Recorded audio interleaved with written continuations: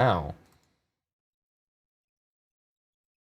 I'm not sure what this video is. Didn't get to watch it yet, but it has to go with the one article. I mean, it probably don't have to even view it, but I'm just putting it in the studio. It's just awesome. Oh, it is a video? Well, it's not, because there's a whole article before it, but it's about... Are you saying you want me to pull up the video, though? I don't even know. I haven't even watched it yet. So I'm just saying right now, while we're here, well, I'll check we could watch it together. Yeah, sure. And then decide. Sure. It has to do with neuroscience. Yeah, because my laptop just has a process architecture that is so efficient for this task. Do you want to use my gaming laptop that's behind us right now? Your gaming laptop? I mean, the gaming desktop, sorry. Gaming desktop, yeah. Well, I don't know why. Yeah. Well, at least you're leaving it over here so I can set it up on Monday. Which we'll talk about. Oh, BBC did a whole article about this as well. The video's down below. I don't know. The video's down below. Not sure. I should have linked straight to the video, but it didn't. Yeah. I'm going to actually just open the YouTube video. Like how all the videos on every website is just YouTube now. It's YouTube now. It's easier. It's easier than having your own CDN and dealing with security issues. All right. So... In 1970, alpinist Reinhold Messner is about to have what he considers to be a supernatural experience. While descending the slopes of Nanga Parbat... Do you want to watch that, or do you want to... ...to the subject, the particular body part, the back, in our case, by the slave robot, we observed... Okay, yeah, do you want to watch? Do you want to do it? Yeah, we can do it. It read the article. And seems sort of interesting. Looks interesting, actually. All right, well, I'll leave the article to you then, and then let me where's the article in the document? Do you know where it is? It's not even in the document yet. It's not even in the document yet. I'm going to put it under biology news, okay? Yeah. All right, video thing. I'm going to call it video thing, and I'm going to put that there. And I'm going to leave another bullet point. I'm okay with starting a little later today because I'd rather be prepared. Same. I would rather be prepared at this point because it's only you and me doing the show, and it's so difficult. Oh, yeah. Oh, it's so difficult. All right, here we go. Video, click. Let Google do the fucking redirect bullshit. Copy the link. Post that into the video player, and paste and play. Let's check levels on that. Here we go. Let's wait for the dial. In 1970, alpinist Reinhold Messner is about to have what he considers to be... Okay, I like his voice. Yeah, it's a nice voice. Cool. So we got all the videos queued up for tonight. Awesome, awesome, awesome.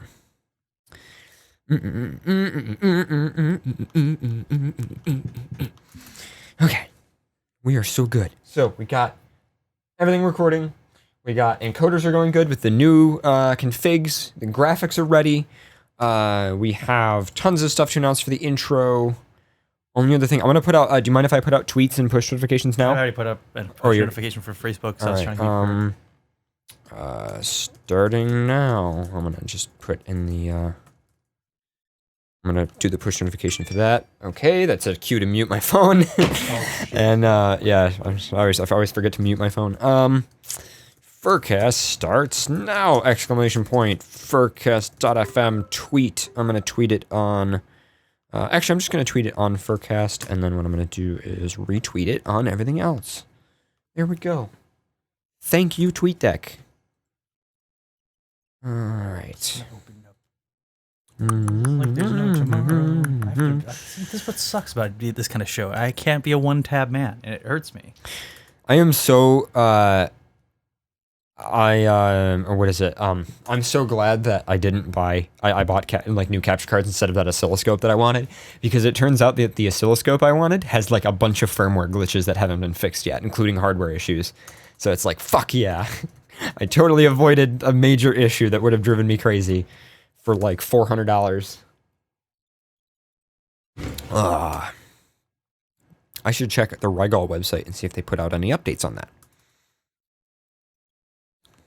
But instead I bought capture cards because I'm sick of our current ones that are Chinese pieces of shit. Forgive me for saying that, but oh my god.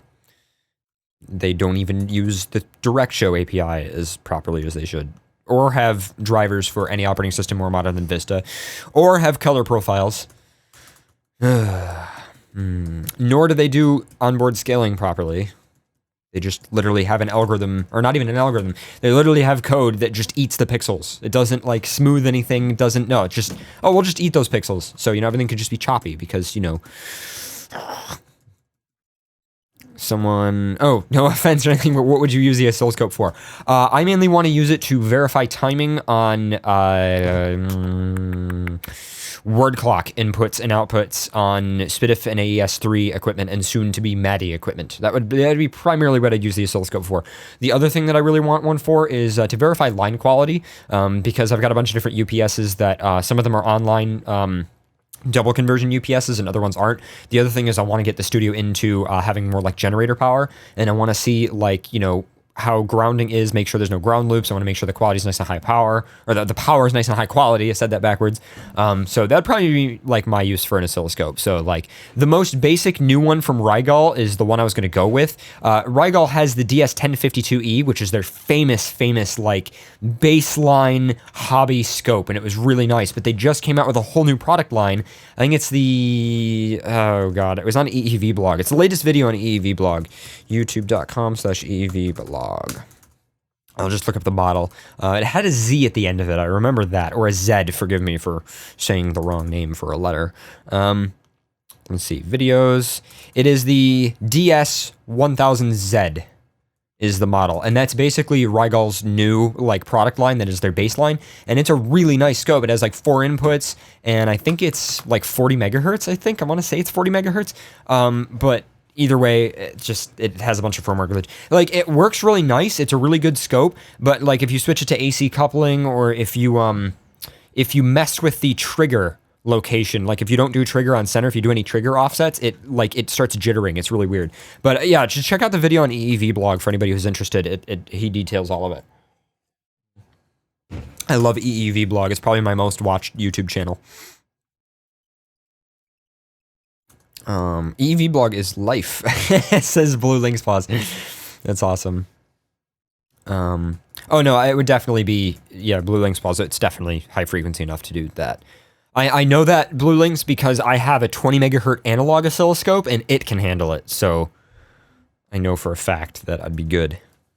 My only problem with the analog oscilloscope is the trigger options are really limited. There's no logic, and it's just really out of cal. And I'm not about to open up a CRT scope and cal it, because it's like some American brand knockoff of a German oscilloscope, and it's just, yeah. It was fun to have. Like, I have it because it's always good to have an analog oscilloscope, but it's not good for analyzing digital signals. It's just not. The other thing is, because it's CRT, if there's any kind of a square wave, it's one of those things where you can't even see it because it can't do the vertical traces. So it's like, I don't know.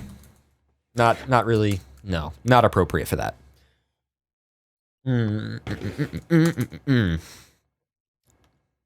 Brychan in the chat room says the RTMP video feeds work in the latest version of XBMC. The HD feed is working well for them. That is awesome.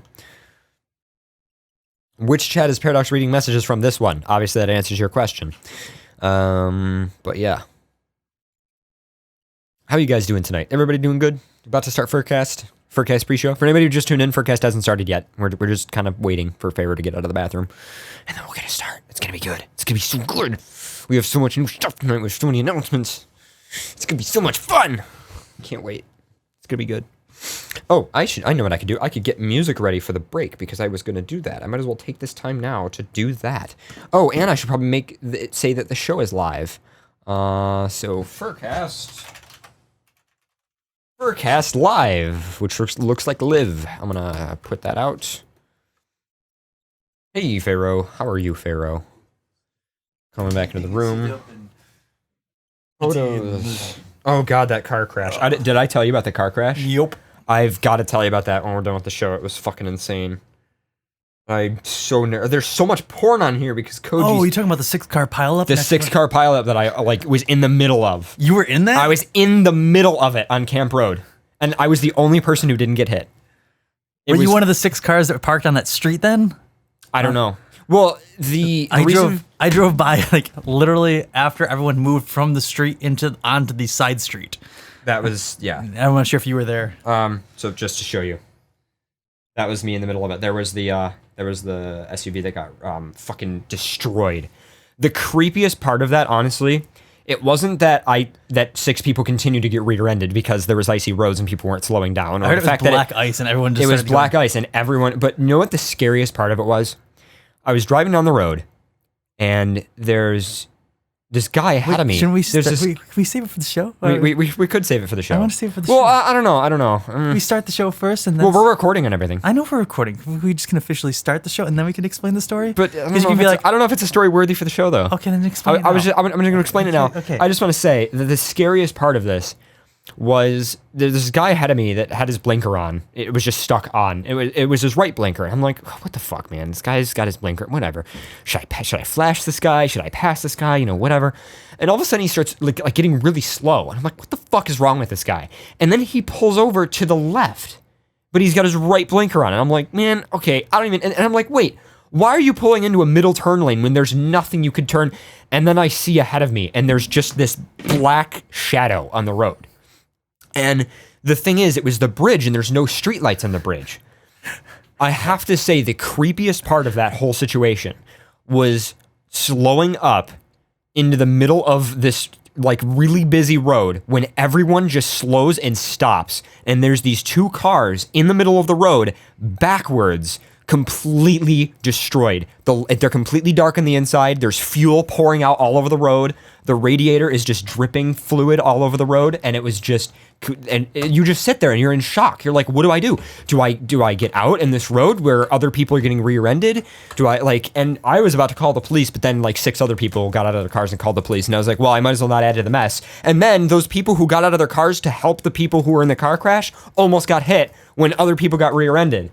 And then all those people did get hit, and then I almost got hit, and then another car came in. This and is got a hit. good story. Why didn't we save it for the And show? then, no, it's not really.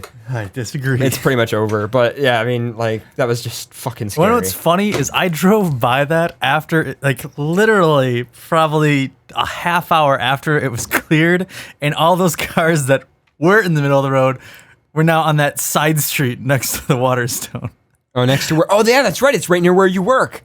It was on that bridge. I drove past work and I was like, what the fuck are there 6 or 8 cars on this side road? Is it like busy at Waterstone? And then I'm like, boom, over the bridge. Yeah, that was. I was there afterwards. I was. Yeah, they had to clear out the whole back area for me to get out because they wanted me to get out of there. They were like, because the cop came up to my car and he's like, "Are you hit?" And I was like, "No." And he's like, "Dude, get the fuck out."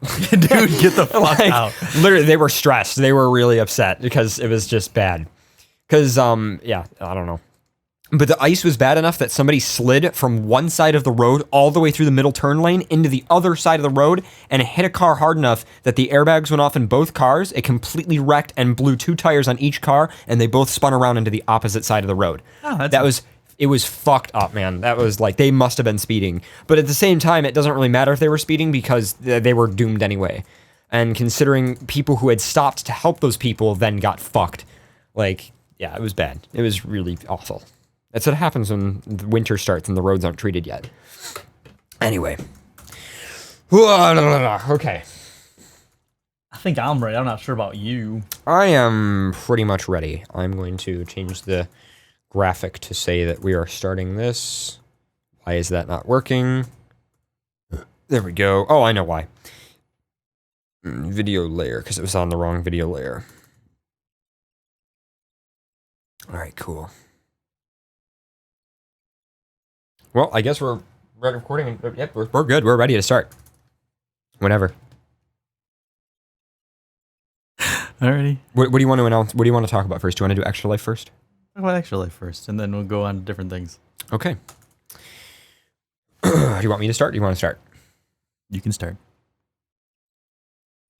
Welcome to FurCast. This is episode 184. I'm your host this evening, Paradox the Red Wolf. And I'm your early, for once, Blue Fox host, Pharaoh. Yeah, that was quite excellent that you showed up early. We got a lot of stuff prepared in the meantime. It was nice. You should do that more often. I can't do that more often. It depends on when I leave my job. Okay. And usually I expect more people to be in the studio than just 2 people. But Are you saying your job is more important than FurCast?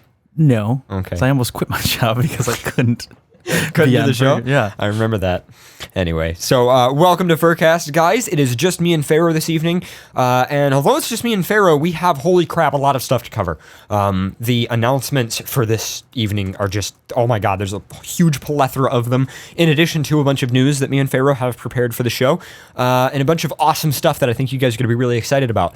And I think the first thing we should probably cover is Extra Life. So what's up with that? So what's up with Extra Life? Well, the Extra Life show went off more than I could ever imagined it to go off as, even though it was chaotic because we were just getting so many donations in such a short period of time. It was a little insane. It was a little insane, on my part. But then again, I think it was because I had stuff planned of how I wanted to do it, and then we kind of changed up the rules at last minute, and we were like, oh yeah, donate 25, you get to pick a challenge, donate 50, and you get to pick a challenge and someone to do it. And then everyone's like, well, $50, everyone.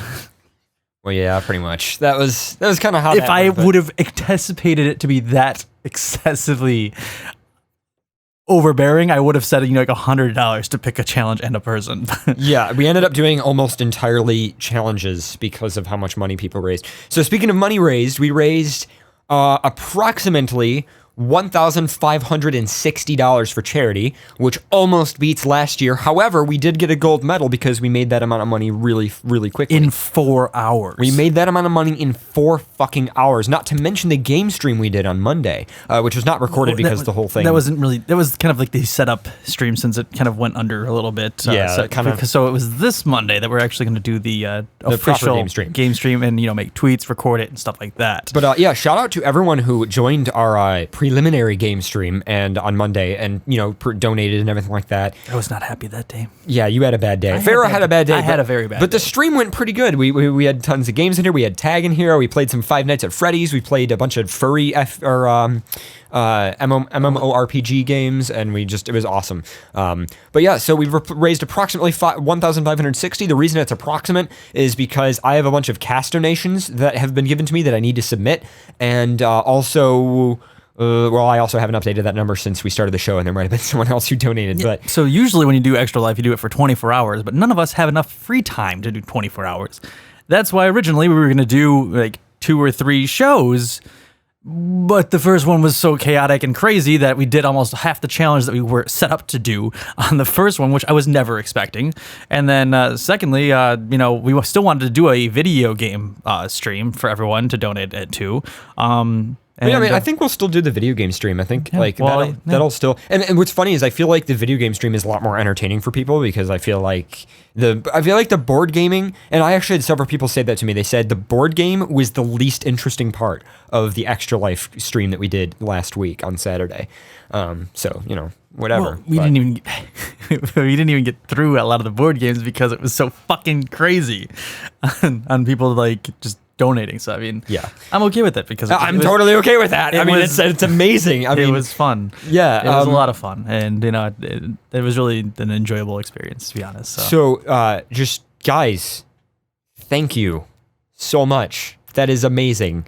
We've almost beat last year, and we've so far done less than we did last year for the game stream. And we've already almost beaten last year. And we did it so quickly that we got a gold medal from the Extra Life campaign, in addition to just having such an awesome time. So I'm excited. So this Monday... If you haven't donated or haven't gotten to watch it, it is all recorded for that one. And then this upcoming Monday, we're going to have a game stream donated for the game stream was not recorded because it was just so misprepared. But we're going to... the last game show was recorded. We just need to post that with the show that was before that as well. So fucking awesome. And I was saying, I haven't made up the next levels of challenges, but I would assume there'd be something interesting. Maybe you can come up with me. And they're set goal amounts this time, because the last goal amount I have set is for 35. If we reach, I don't know who donated or who didn't donate, but I have it set for $3,500 as the max goal for this time around. And if we hit that, I will shave my head bald at MFF or the show prior. Awesome. Whoring yourself out to help children. But I'll see if we do reach that, I'll keep the beard and then just shave my head bald so it looks like a really fucking mad, creepy ass person. All right, so I'll truly look evil then. Let's move along in the intro because we have so much shit to talk about. So next thing to talk about, this is just a quick one. The phone number for calling in to the show has changed. It doesn't really affect podcast listeners as much, but just know that in the post show tonight, if you want to call in, the phone number is different. So you might want to go to the contact page on the FurCast website and take a look at that, just to make sure that you use the right number. The 186, it is no longer toll free. Also, I should warn you about that. It is not a 1-800 or 1-866 number. It's just a regular phone number from the VoIP service that we use for the studio. So there's that. Next thing to talk about is the furry documentary that you and me were in. Yet another fucking furry documentary. God damn it! How do you keep getting me involved in these things? This one was good, though. This one was good. I will admit Despite the audio quality that she definitely needs to fix, and the title. Oh, the title pains me. It's so bad. We're not even going to tell you guys what the title. No, maybe the post show. We're going to say the title because I'm hoping she changes it, but if not, I'm definitely saying the title. So, what is the title of the documentary? Furry Tales. Furry Tales. Painful. That is a painful pun. I don't know. It's not tails with an I-L, it's tails with T-A-L-E-S, like a tail. But the documentary was pretty amazing, I would say. Yeah, it was good. So when is it airing, or where is it airing? Where's She's going to have it on YouTube, and it's actually going to go to a film festival and everything like that for it as well. Okay, wasn't it a Toronto Film Festival or something like that? Or I don't remember. She's submitting it to a bunch of different film festivals. It was a final project for her college final, and I feel bad for her because a lot of people bailed on her after, and she wanted to do more with it. Yeah, she ended up producing the documentary almost entirely by herself. Yep. I felt really bad. But yeah. So me and Pharaoh and a bunch of local furs all met up at one of our friends' house, and we all previewed the documentary. And it's only like 10, 15 minutes. It's just a short little, it's like a little short. It's not really like an hour-long TV documentary or something. I loved the fact that she went out and took video of random people on the street asking them what is that was furry. so funny. That part was so funny. So amazing. And I'm upset that she missed out on she was telling us there was bloopers and stuff that she didn't get to add to the reel. And then there was an amazing interview that she had with two like older women outside of a mall who just kept rattling off the most obscure answers because she was like, what is furry? And then they just went back and forth, these two middle-aged women, and the audio screwed up, so she couldn't use it in the documentary. But she said it was like 15 minutes of these women going back and forth trying to guess what it was. And just most obscure, like, is that the new thing from Swiffer? Is that like back and forth? But awesome. So we'll keep you guys posted on that. If we know when there's a link out where you guys can watch this, believe me, we will promote it. So, don't worry about that too much. Next order of business, the standard definition video feed, as in the one that 90% of you use because it is the default one that shows up on the video feed page of the FurCast website. The bitrate has changed. It is now 1000 kbps, or 1 megabit per second.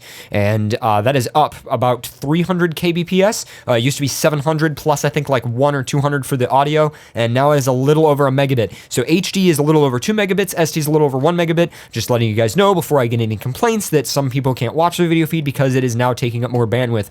But I figured it would make it look better. In addition to that, I also just spent a bunch of money today on some new capture cards, because the capture cards that we use in the broadcast computers in the studio are, forgive me for saying this, but they are Chinese knockoff pieces of shit, and they have a lot of problems, including just not using the DirectShow API properly, not having proper color management, not having drivers more modern than Vista. That's all I have to say. So they're kind of driving me crazy, so I'm going to get some industry standard, expensive, nice FPGA onboard scaling powered capture cards, and I just bought those today. So Kyo reminded me of all the shit that happened on that donation show, and everyone just screaming out, "It's for the children."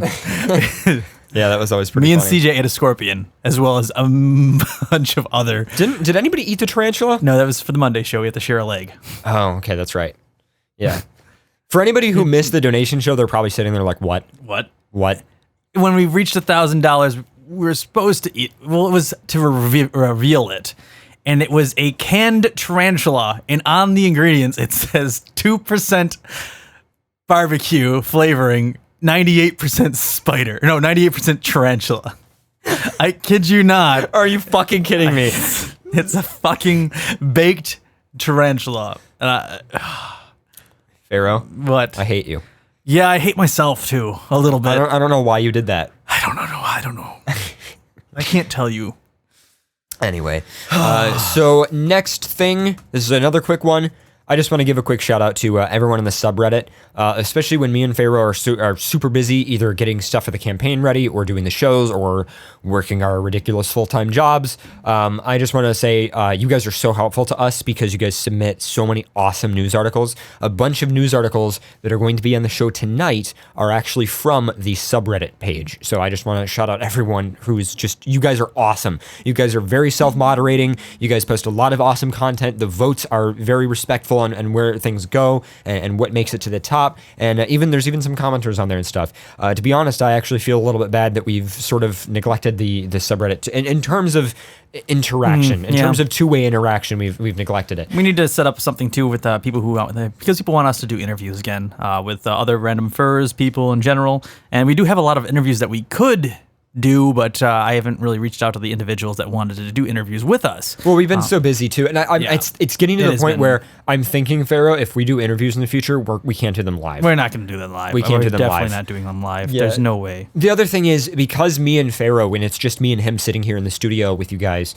we struggle to move from thing to thing because there's just it's actually really good that Pharaoh arrived early tonight because it is quite a struggle when we don't have another person to bounce off of, and that would be amazing if I could say, hey, we have an interview, and then just hit play on a button and we have an interview, and it's still genuine, but it's not, that way we have time to recuperate. There's I want to get in contact with the person that did that one animation, that video animation that Gabe Newell ended up. Did you ever see that thing? She finished the animation for that Fox thing. Remember? No. Did I show you? The one is it the one? Yes. Is it the one with the paws that bounce? Yeah, okay, yeah, that one. She finished it. I'm not sure if it's still available, but then people were upset because everyone got so excited for it. It started sharing it everywhere, and then it said this video was taken off of YouTube because of Gabe Newell. Wow. Newell. That's ridiculous. Gaben. That's such an old people joke. Like. Do you know what that's from? Do you know what Gaben comes from? From Half-Life? Or no, it was right. But do you know why people say Gaben? No. So it was from the game commentary. When you would launch the game commentary and you'd play it, you would start it. It would say, "Hi, this is Gabe N." But he said Gabe N too fast, so it sounded like Gabe N.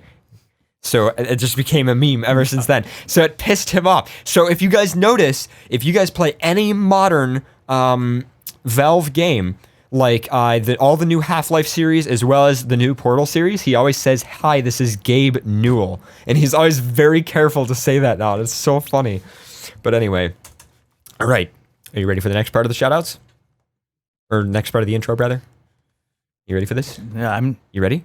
Oh, go. Wait, is this when we do that thing where like this part right here? No, not yet. Okay, not yet. It's coming afterward.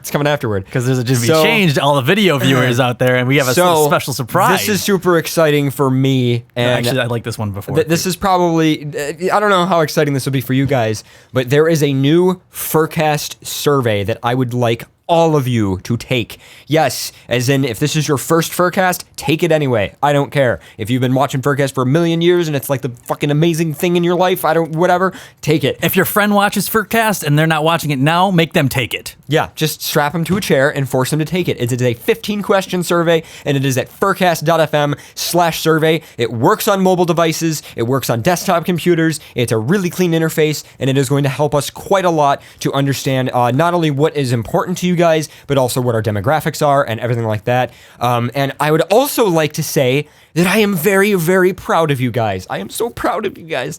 2 hours before this moment right now, made a news post on the FurCast website. You know how there's like a news column on the side of the FurCast website? I made a post there. I said, hey, take the new FurCast survey.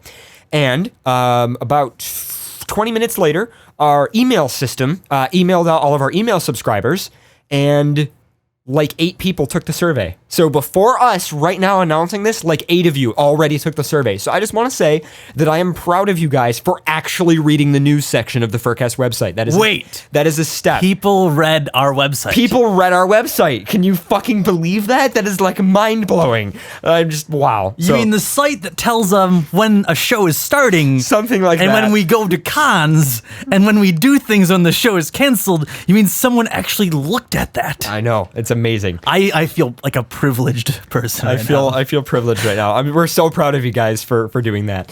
But okay, all jokes aside, if you will though, it like I said, works on mobile devices, works on anything. FurCast.fm/survey. It's a 15-question survey. Some of the questions are a bit detailed, but it is definitely going to help us out a lot. And if you do have any suggestions on the survey itself, that's actually one of the questions. It's the very last one. And like I said, if this is like one of the first FurCast episodes you've ever watched, don't worry, because the first 2 questions of the survey are how long have you been watching FurCast and how many episodes of FurCast have you watched. That way I can look at an individual result and see, you know, how that changes people's perception of what they think is important about the show. And all of the responses are anonymous. There's no names tied to them. And it is literally just completely, you know, so don't worry about us like tracking you down. I don't care if you're underage. I don't care anything. You just take it.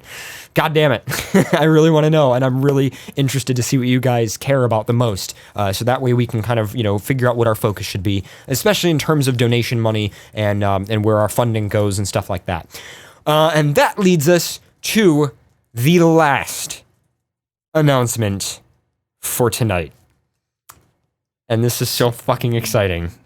So how many years have we ever used this? Wait, can I just how many years? Everybody take a look at the graphics on the stream. Is it yes, this thing right here. That thing right there. Oh, look at that. So for audio listeners, it's unfortunate you're going to be a little bored, but you'll have a chance to watch on YouTube later. Don't worry. I'm going to say goodbye. But just everybody say goodbye to this graphic. Everyone say goodbye to this. It's so cute. It's so nice. It's like Old Yeller. We just had to put it down. It is. Let me like how we're just building this up for people. We are going to build this up. Happen? We're going to build this up. So the graphic that is on the screen now was originally designed by my friend Leslie. So shout out to her for being one of the first graphic designers I ever worked with. She helped us so much with the original FurCast website, the original Friday Night Tech website, all of the the album artwork, logos, everything. She did all of it, and she helped us design that graphic. It was later revised using a logo that Zumoro designed, and Freeze Frame also helped me with that. So shout out to our video director, Freeze Frame. He really just put in a lot of effort to make it look the way it does now and make it work with the system that it does. And we've been using that graphic ever since we did the HD upgrade, which I think was 2 or 3 years ago now, I want to say. Something ridiculous like that. And of course, even though we've been using it for that long, it has improved because we've changed revisions on it. We've altered the color profiling on it slightly. We've moved it a little bit, stuff like that. And this is about all it can do right here. I'm turning it on and off, and you guys can see that it's not really animated. It's all pre-rendered. I'm just going to give that away. If I want to change the text that's on the screen right now, I have to actually open fucking Photoshop, and I have to manually edit the text, and then I have to resave the alpha graphic, and then I have to import it to the graphics system, and it's just annoying as hell. So we decided we needed new graphics. So you guys will remember roughly a year ago, we started a donation fund to update the graphics system, and it is done. $1,800 and 8 months later. Well, it was actually done almost then, but we have had almost no time to actually work on the graphics. Koji very quickly sat down, cranked out some graphics. They looked fucking amazing. But then he lost his job. Then he got really busy with all kinds of stuff that was going on in his life. Then he got like several freelance jobs and he had no time, and I didn't have any money to pay him, and it was just crazy. So it just fell off the face of the earth. And then it kept going, and we're just like, guys, we got to do this. And finally, we fucking finished the graphics. And oh my god, are we ready for this? I'm gonna kill that. It's not a horse cock. So yeah, it is not a horse cock, although we do have a graphic for that, but it is not a horse cock. Ready? 3, 2, 1, and there is a new FurCast graphic right there. Whoa. Completely animated, completely dynamic text, and it is, oh my god, it is so fucking Welcome glorious. to the new I am so and happy with shiny. it. I love it so much. Yeah, it's very nice. It's beautiful. It is very nice. I'm so happy. So a couple things about it. First of all, it's not done. First of all, there's actually supposed to be a clock right here. There's supposed to be the time right there, but it's not there because we don't have the script to do that yet. I want a piece of paper that you just hold up. Yeah, you can just hold it. We'll just make a piece of paper for every minute, and you could just flip out the piece of paper. Yeah, so the other thing about this graphic is it is not fully dynamic yet. We're actually not done with about half of the programming, but I got it done enough because I was really pushing for it that I wanted it to be done tonight. But it does even more than what you guys can see, so I'm going to show off just a couple of the animations animation. So obviously the thigh paw will randomly rotate and do stuff like that. And my personal favorite one, the live flourish, where it does that. Bam. That is... It is so nice. I love it. So excited for all of that. And so the whole thing is completely dynamic and animated, and it looks amazing. And it's just really exciting. I just want to thank... Zoomoro, thank you to Zoomoro for all of the backend and web control panel stuff and all of the integration with metadata. Thank you to Koji for the actual design and all of the animation and implementation. And thank you to Xylos, who, although it's not done yet, has the entire system I love the chat room dynamically going on. programmed. So the reactions of holy shit, it moves from Wolfen. It moves. It is fully animated. It's so nice. Yes. Oh, and last but not least, a shout out to the Casper CG team, which is an awesome team of people from Swedish television that have created an amazing open source project that makes these graphics possible. All of them are running off of a Casper CG server. It is completely free. It is open source software, and it just, oh my God, the hardware compatibility is it's such a nice list, and it just works so well. And I could not be happier with that. Today says the hype is paying off. Marcus says they're such nerds. We are such nerds. This is beauty in video form. It's one step. Yeah. Do we still have the one that spins around? Oh yeah, I have that one. That's a separate animation. These animations will all be, I'm manually triggering them right now, but it spins. See, it spins. It spins. It's so cute. It's spinning. It's so cute. It's spinning. Oh, it's so cute. But yeah. But like I said, guys, it's not even done. It's not even fucking done. This is just me triggering the animations manually with my laptop because, and the bottom section of it will also show what song is playing when we're doing that. But it's not, again, that part's not done. So right now, the coming up next too. Yeah, exactly. That's why I figured it would be good for FurCast. I could just say coming up next news. And we could also do a thing where we, strolling like even chat things or something like that, or something like that. Read messages. We can do whatever the fuck we want. We can do so much as long as it gets programmed, which is the difficult part. But that's okay.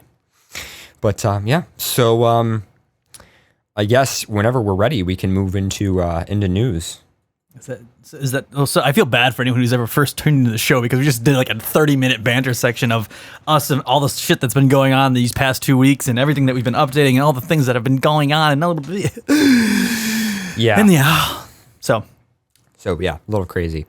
But yeah, whenever you're ready, we can go on to news. I'll let you start with the first news article, Pharaoh, obviously, because that's usually the easiest way to do stuff. Where is news music that I need? Lovely stuff.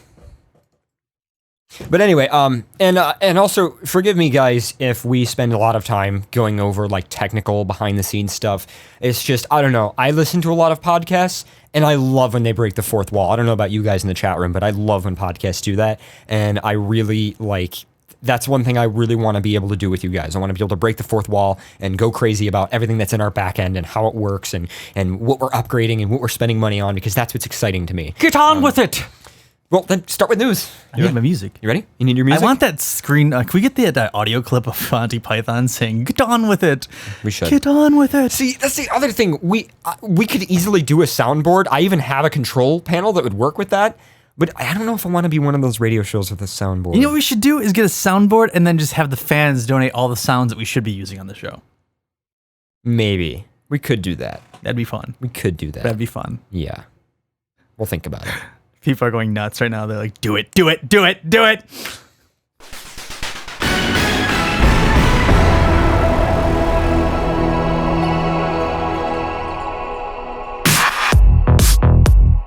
News. It is, oh God, so good. If there's one thing I want to change about the show, it's that fucking email. The fucking the email thing? I hate. Can we just like mix it up? Something. I just hate it. There we go. And then I heard Bucktown playing it too, and I was like, ugh. Really? Yeah. Really? Bucktown played the email theme that we use? No, he played the Blue's Clues theme on his piano. Oh God. Great. I'm gonna get Bucktown to sing it for us and then have him just play that on the show. Yeah. Anyway, on to news. Scientists find a single molecule that attracts predators to blood. I find that interesting. Wow. There we go. Is this why you like bloody meat? You're a fucking wolf. Yeah, I'm a wolf. Because you got that molecule. I'm a waff. Oh, wow. A waff. I love all the cute names for wolf. Waff, warf, wolfie, wolf. For large meat eaters, the mouth-watering smell of blood comes down to a single molecule. Researchers working with 4 predator species found that a particular component in blood odor was just as enticing as the odor of real blood itself. The study was published in PLOS ONE this week. For predators, food scents are primarily attractive and much of it has to do with the blood itself. Matthias Leska of the Lakuping University says in the news release, "We wanted to find out which chemical components create the scent of blood." That's so creepy. I feel like they're vampires. We need to create a blood air freshener. What was the movie, not Daylight, but it was something where they were trying to create synthetic blood? Oh, yes, I remember that. It was because vampires were trying to not be cruel to humans or something like that. Yes. I forget what that was. I'm sure the chat room will let us know. Daywalkers, I think it was, something like that. Maybe something like that. Oh, Daybreakers. Daybreakers, there we go. Close. I really enjoyed that movie too, by the way. I can't wait until there's a clock on the graphic because it looks kind of weird without the clock, but oh well. Here, wait, I'm just gonna put my name, like I'll just start writing. Put your name on it? Yeah. A dry erase board. Actually, I think I have an example of what it looks like with the clock. I'm reading here. Okay, all right. Recent analysis of the components, or, composition of volatiles in mammal blood revealed that a compound trans 4,5-epoxy E2-decenol is what emits that metallic blood-like odor quality, to us at least. These analdehyde forms when animal fats break down. To test if this odor component is what draws predators to blood, Laska and colleagues observed the behavior of 4 captive species at Kolmaren Wildlife Park in Sweden. Asian wild dogs, African wild dogs, South American bush dogs, and Siberian tigers. They presented the animals with a half-meter-long spruce log that was doused with either horse blood or trans 4,5-epoxy E2-decenol. So that's the name of this, the synthetic stuff? Okay. Yep. Synthetic blood smell. Synthetic blood smell. Synthetic. Okay. Soon there's gonna be candles of this now. Yeah. Oh, what's that smell? Oh, it's a blood candle. We just got dark. Febreze, just spray blood. Blood Febreze. When you really cleaning want up a crime scene, like when you really don't want burglars in your house, use blood Febreze. They'll think you're a fucking psychopathic murderer, just like Dexter. And I kind of want blood Febreze now. Blood cologne. Blood cologne. When you absolutely positively need to smell like you murdered the entire race of humans, use blood cologne. The researchers compared these reactions to their behavior towards logs drenched with a fruity banana-like odor. Isopropyl acetate. Show title, blood candle. And a near odorless solvent, diethyl palmitate, as controls. The animals were exposed to one of the 4 scents a day in their regular enclosure. They did this 5 times for a full total of 20 experimental days per species. The logs saturated with the, I'm just gonna say, synthetic blood were just as attractive as those containing the real blood. The predators sniffed, licked, bit, pawed, and toyed with both bloody logs, and there was, with both quote-unquote bloody logs, one being the fake blood and one being the real blood, and there were no significant differences between the number of interactions between the aldehyde-laced and blood-soaked logs. They'd also guard and rest close to, sometimes on top of, the odorized logs, as if they were bones left over from a meal. The 2 non-prey associated logs aroused little interest or none at all. Wow. Damn. Wow. That's amazing. That is really well done. In the image clockwise from upper left, you can see African wild dogs sniffing at an odorized wooden log, 2 Asian wild dogs biting one, and a South American bush dog performing phlegm, a lip curl, followed by an inhalation, and the Siberian tiger toying with it, in this case carrying the log. The tiger was the most persistent, while the South American bush dogs lost interest over time. How this has developed through evolution is an interesting question, Laska says. Perhaps there's a common denominator for all mammalian blood. He plans to follow up with how prey and animals like mice react to blood odor as well. There we go. All right, so I have a news article that's kind of ridiculous and hilarious, and it's not necessarily furry related, but this is just this is just ridiculous. Feds spend $10 million on a video game about escaping a fat town. Welcome to America, Wow. where we now need video games. You spend $10 million about a video game where you have to escape a town of obese people. But this is your method of fighting obesity, government, really. Okay. Aren't people just gonna get fat by playing the game, by sitting at home? Aren't they just evaluating the situation? Yes! This is the best part of it. Couldn't you have used $10 million on anything like a program to, promote exercise, or maybe a fun way of exercising, or maybe wristbands that calculate calorie intake? Hey, is there any? Excuse me. What are you doing? Oh, sorry. I'm thinking You're being smart. logical. You're being logical. I don't like this. I forgot. World logic, American logic. There's such a big difference. The federal government has invested over $10 million developing and promoting a video game about a young teen that must escape a town full of fat people as a method to fight obesity. The National Institutes of Health paid for the development of 2 video games that promote healthier eating, including Escape from Diab, a nightmare fictional city where people are only allowed to eat junk food. This is real. This is real. The story centers around 5 children who must get healthy enough to escape the evil King Eats.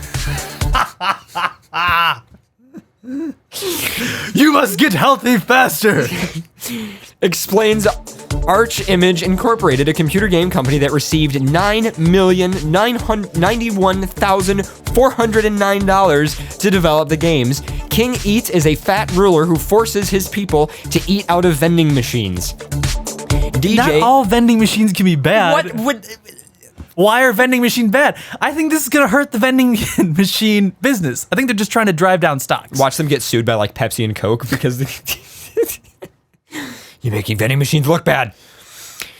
DJ, an athletic inner-city youth, accidentally tumbles into an abandoned building through its rotting floor, according to the backstory described on Escape from Diab's website. When he awakes, he finds himself in Diab, a nightmare city where people eat nothing but junk food. He finds his new friends and agrees to help them prepare for their escape to the legendary Golden City using everything he has learned about nutrition and exercise from his track coach. It says, DJ's arrival has been noted by the despotic King Eats, who will stop at nothing to capture him. I'm really pissed off. That Who guy's would name play this? is named DJ. Like- and not DJ, but DEEJAY, all one word. What I want to know is, like, when is this being released? Because I feel like this game would just be hysterical to play. There's just no doubt in my mind. DJ has to teach his fat friends about healthy eating and exercise in order for them to escape the city, which is full of high-rise vending towers that give free access to foods like lard chips, creamy cakes, butter breads, and Eats burgers.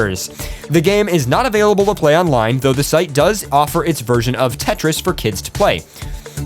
The financing for the creation of the game was provided by NIH grants from 2003 through to 2008. Arch Image Incorporated also developed Nanoswarm: Invasion from Inner Space, a game set in 2030 where the United States has a female president and is almost perfect, quote unquote, but kids have to save the planet from obesity and type 2 diabetes. Oh my god. After completing the games, they were tested on about 100 kids aged 10 to 12. Results of the study found that children increased the amount of fruits and vegetables they eat by 0.67 servings, but that playing a video game did not increase their physical activity levels. Oh! Well, no shit! I wonder. Oh, they ate like 0.67 more vegetables, but they sat in the house while they did it and got fatter. The NIH is now spending $1,760,807 for further research on how games can fight obesity through studies being conducted by Baylor College of Medicine. You know how games can fight obesity? Games that you don't sit down and play. I don't know, like the Kinect, like Just Dance, like I don't know. There's about 100 different games. All of the Wii Fitness series, everything. Which promote people to get off the couch. I mean... Quote, with increasing rates of child obesity and diabetes, innovative programs are needed that capture children's attention and permit behavior change to get the message through. The grant said serious video games with the immersive stories offer one such promising alternative. Archimage Incorporated also receives $1,552,145 to create Kiddo Food Fight, a mobile game that teaches parents how to feed fruits and vegetables to their kids. Okay, I know what you know what? Screw, we're done with FurCast. We're just gonna make games about eating healthy food. About eating healthy food. And we'll make because millions. We'll make millions. We'll make millions. I'm down for this. Yeah. We have to make the stupidest fucking game ever, which just tells, like, it can just be like pop-ups that say, eat vegetables. Eat more vegetables, kids. Oh my god. We'll just make it like Grand Theft Auto, but we'll replace all the guns with vegetables. That'll make vegetables more exciting, wouldn't it? Something like that. And then you'll just beat people with broccoli. Would that work? I feel like it'd work. I'm trying to remember. I think there's a game on homestarrunner.com like this from Vidalatrix where you get to like run down a racetrack and you have to pick up like fruits and vegetables, but if you pick up junk food, then it slows you down. I don't know if anybody in the chat room remembers this game, but it was funny. Oh my god. Anyway, so that's that article. What do we want to go with next? You know what? I'm actually realizing that we could go with a video next, actually. We could go with video stuff, because I do have a couple awesome... Why don't we do some video articles? Okay, we'll do that. Awesome. So let me just get that all ready, and go. Hey guys, welcome to SourceFed. I'm Joe Beretta. Rawr. The U.S. Fish and Wildlife Service wants to help the majestic but struggling African lions, and they're doing so by attempting to list the regal beast as threatened under the Endangered Species Act. According to Fish and Wildlife Director Dan Ash, the move is a vital and necessary one because current projections predict possible extinction by 2050, which would suck! Imagine if the only representation of this amazing animal was the MGM lion. Sure, he possesses a guttural roar, but he won't be stalking unsuspecting prey and bedding multiple lion princesses anytime soon, which is rad stuff. The world needs this raw, bloody circle of life. Side note, the MGM lion's name is Leo, like the Thundercat. Bet you didn't know that. Now, threatened is one step below endangered, but numbers speak louder than words in this situation. Peep the digits. According to National Geographic, there were 76,000 lions in Africa back in 1980. Fast forward to now, and that number is hovering around 34,000. So just give me a second and let me plug this into my crapulator. Beep, boop, beep, boop, boop. And we're gonna find that we're looking at over a 50% drop in 30 years. Oh crap. Here's the catalysts. Peep the bullet points. Loss of habitat, loss of prey, and human versus lion conflict. Weird. All human related. And that's why humans need to throw a little responsibility on their animal killing backs. We're wiping out our animal friends at an alarming rate, people. According to the 2014 Living Planet report, which came out recently and freaked everybody out, 52% of our planet's species have died out since 1970. Guys, that's like almost half. We gotta stop this dying animals trend thing we got going here. Variety is the spice of life, but before we know it, we're gonna be spiceless and left with no rough roughs or meow meows and just dumb humans. And humans that like dressing up like animals. It's not the same. Listing the lion as threatened will allow for regulations on the transport of lion parts within and out of the US, and it would also move funding into conservation efforts. We're looking at a strengthening of enforcement and monitoring of imports and international trade. So maybe we can put the kibosh on all you sick freaks out there grinding up lion penises into a snortable dust that you whiff up for aphrodisiac purposes. I don't know if that's actually a thing that happens, but if you can imagine it, that means someone out in the world is probably doing it. Humans are weird. Guys, gush about lions down in the comments down below, and after you're done with that, please like the video and subscribe to the channel. I'm Joe Beretta. Thanks for watching SourceFed. Rawr. Shout out to the SourceFed team for providing awesome news. Are we thinking about even actually creating another show similar to that? Similar to that? Not exactly. Well, not exactly like SourceFeed, but I was saying we make another short, kind of a YouTube version. Kind of a YouTube show. I think we've thought about it, maybe just a little bit. But whatever. Okay, Future so that's endeavor. Take the survey. Tell us. What should we do? Possible future endeavor. I have that really stupid video that we could watch. So why don't we read one more article and then we'll do the really stupid, hilarious video, which I'm going to leave the mics on for, by the way, when we do that. But yeah. Should I read the one about vegetarians or should I read the one about, I don't know, should we go funny or? Read what vegetarians or what? Oh my God, read that one. I think you should read the other one first. Yeah, you should do that one because it's absolutely ridiculous. And I will get you some music. Ready? Mm-hmm. This is real. This is real, guys. So first we had the rapey clown from American Horror Story. Now we have clowns trying to redeem clowns by Clowns for Christ. Because Jesus loved balloon animals. Yeah. No, to spread God's word, God's message, one balloon animal at a time. Because you know how much God loved clowns. You know what the thing is? The funny thing about this is the picture of the clown is creepy as shit. Do you want me to make you a balloon animal, Timmy? Well, here's a cross. Jesus was persecuted on it. Oh my God.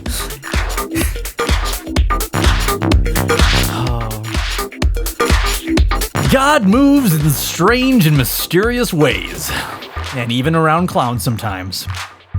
At least some followers of a little-known Methodist ministry like to clown around. God damn A it. loosely knit group in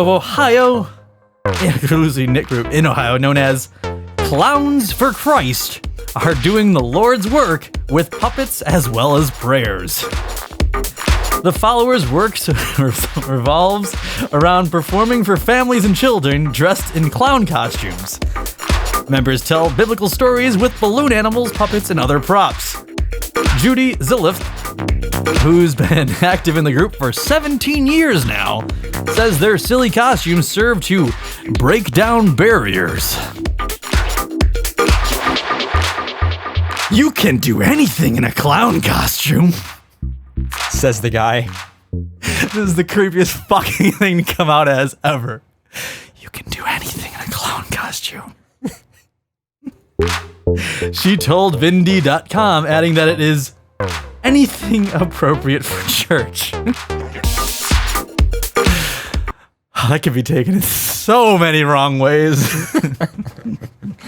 Oh my God. For some reason, I don't think you can do anything in a clown costume. I think it just comes out as creepy. Yeah. That's just me. Then again, in American Horror Story, you can murder people as a clown. So I mean, I don't know. You can probably persecute people as a clown. You can probably say gays shouldn't be allowed to marry as a clown. You can probably go the full 9 yards and I think be a pedophile as a clown. I'll tell you what, Pharaoh. When you're done with this article, the video that comes up next will. I don't think you could do what this guy's about to do in a clown. There's a whole video on this. I should have probably given to you. I didn't even realize there was a video on Clowns for Christ. Where is this in the article or in the document? It's right here. I will give it to you. Oh, here you go. No, you don't put it in studio. Where is it in the Not document? putting it in studio. It's going to be in the document. It's going to be in the document right here below the video thing after I hit this button that says Control V, and then there it is. Okay, awesome. So let's open this. Let's open this up on the video feed here. That's the article itself. There's a video inside the article that's... okay, I see. It's one of those. Oh God, the Huffington Post website drives me crazy. It's so slow to load. It's got to load like a million and two assets and stuff. So yeah, I don't know. Was that the end of the article though? That was the end of the article. Okay. There's more links inside that article that I didn't even look into because there's just, I want to see this. I think they have a website. Let me just go to this Clowns for Christ. How many balloon animals can you make, or how many balloon objects can you make that represent Christ? That's what I'm trying to figure out in my head right now. Right. Hello, everybody. I hope you're having an amazing day. God. Hey, weird clown lady. Okay, so it's all right, I guess. See, this is why you got to give me videos beforehand, Pharaoh. I'm Giggle. Because it's not exactly... she says I'm Giggles. I'm so fucking done. Yeah, Huffington Post website's still loading. This is what happens when you try to run the Huffington Post website on a single core. But here, I'll click play on it now. Blossom You might know me from cable TV. No, Just gonna actually let it the play. ladies I usually see on cable TV are naked and I've been all over, but it's not about my glory. we are not worthy of the glory of Giggle Blossom. Wait, it's not? It's about giving glory to our awesome Creator, our Lord and Savior, Jesus Christ.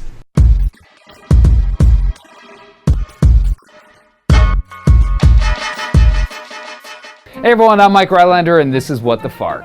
Today we head to one of the strangest places our little show has ever taken us. The Venn diagram intersection of Christ and clowning. Oh my god. Hi, Oh! I am Jesus. www.clownforchrist.com. Clowns for Christ, We're a gonna ministry of crash the website. Boardman United Methodist Church just outside of Youngstown, Ohio, is just one of many clown-themed Christian groups popping up around the country. Smile, laugh, love, all to the glory of God. It feels so good. I have In never fact, been more. Christ- Can you pause it for a second? Just a second. It's the really. North American Mission Here, I'll pause Board- it. What? I have never been more scared of clowns in my entire life. I think if I was Clowns for Christ or It standing right there, I would probably go towards the spider creature that eats your fucking soul and Clowns for Christ. Because it creeps me out. I'm sorry. It just creeps me out more. A creation of the very powerful Southern Baptist Convention, has even created a page for it on their website that teaches you how to start your very own clown ministry. So you want to start a clown ministry. Why? And according to the website, there's a lot more to starting a clown church than just putting on some face paint and making Sodom and Gomorrah balloon animals. A clown activity only becomes a clown ministry when the people involved understand the historical and the theological symbolism of the clown and become convinced that the clown character can be a valid vehicle through which to worship Christ Jesus. Jesus, those are some pretty harsh requirements to be a clown church. Hey Flowers, leader of the Ohio Jesus Clowns at Boardman United Methodist.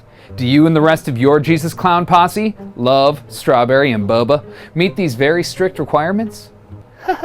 We have a cute skit for the lost sheep. Once again, I'm Mike Rylander. Thanks for watching. You can watch all our episodes at www.clownforchrist.com. And if you like us on Facebook or follow us on Twitter, as our way of saying thanks, we'll send our very own What the Fark Clown for Christ to your house. Thank you, Gary, for praying with me. I'm glad Jesus can make us feel happy all the time. But God. Oh my God. That is the why would you hug that? And I got chills. I'm not scared of clowns, and that gave me fucking chills. That is ridiculous. Oh my. That was scary as fuck. Yeah. Okay, and now let's France explain has other something of a articles. Halloween Let me clown close that epi- out. There we go.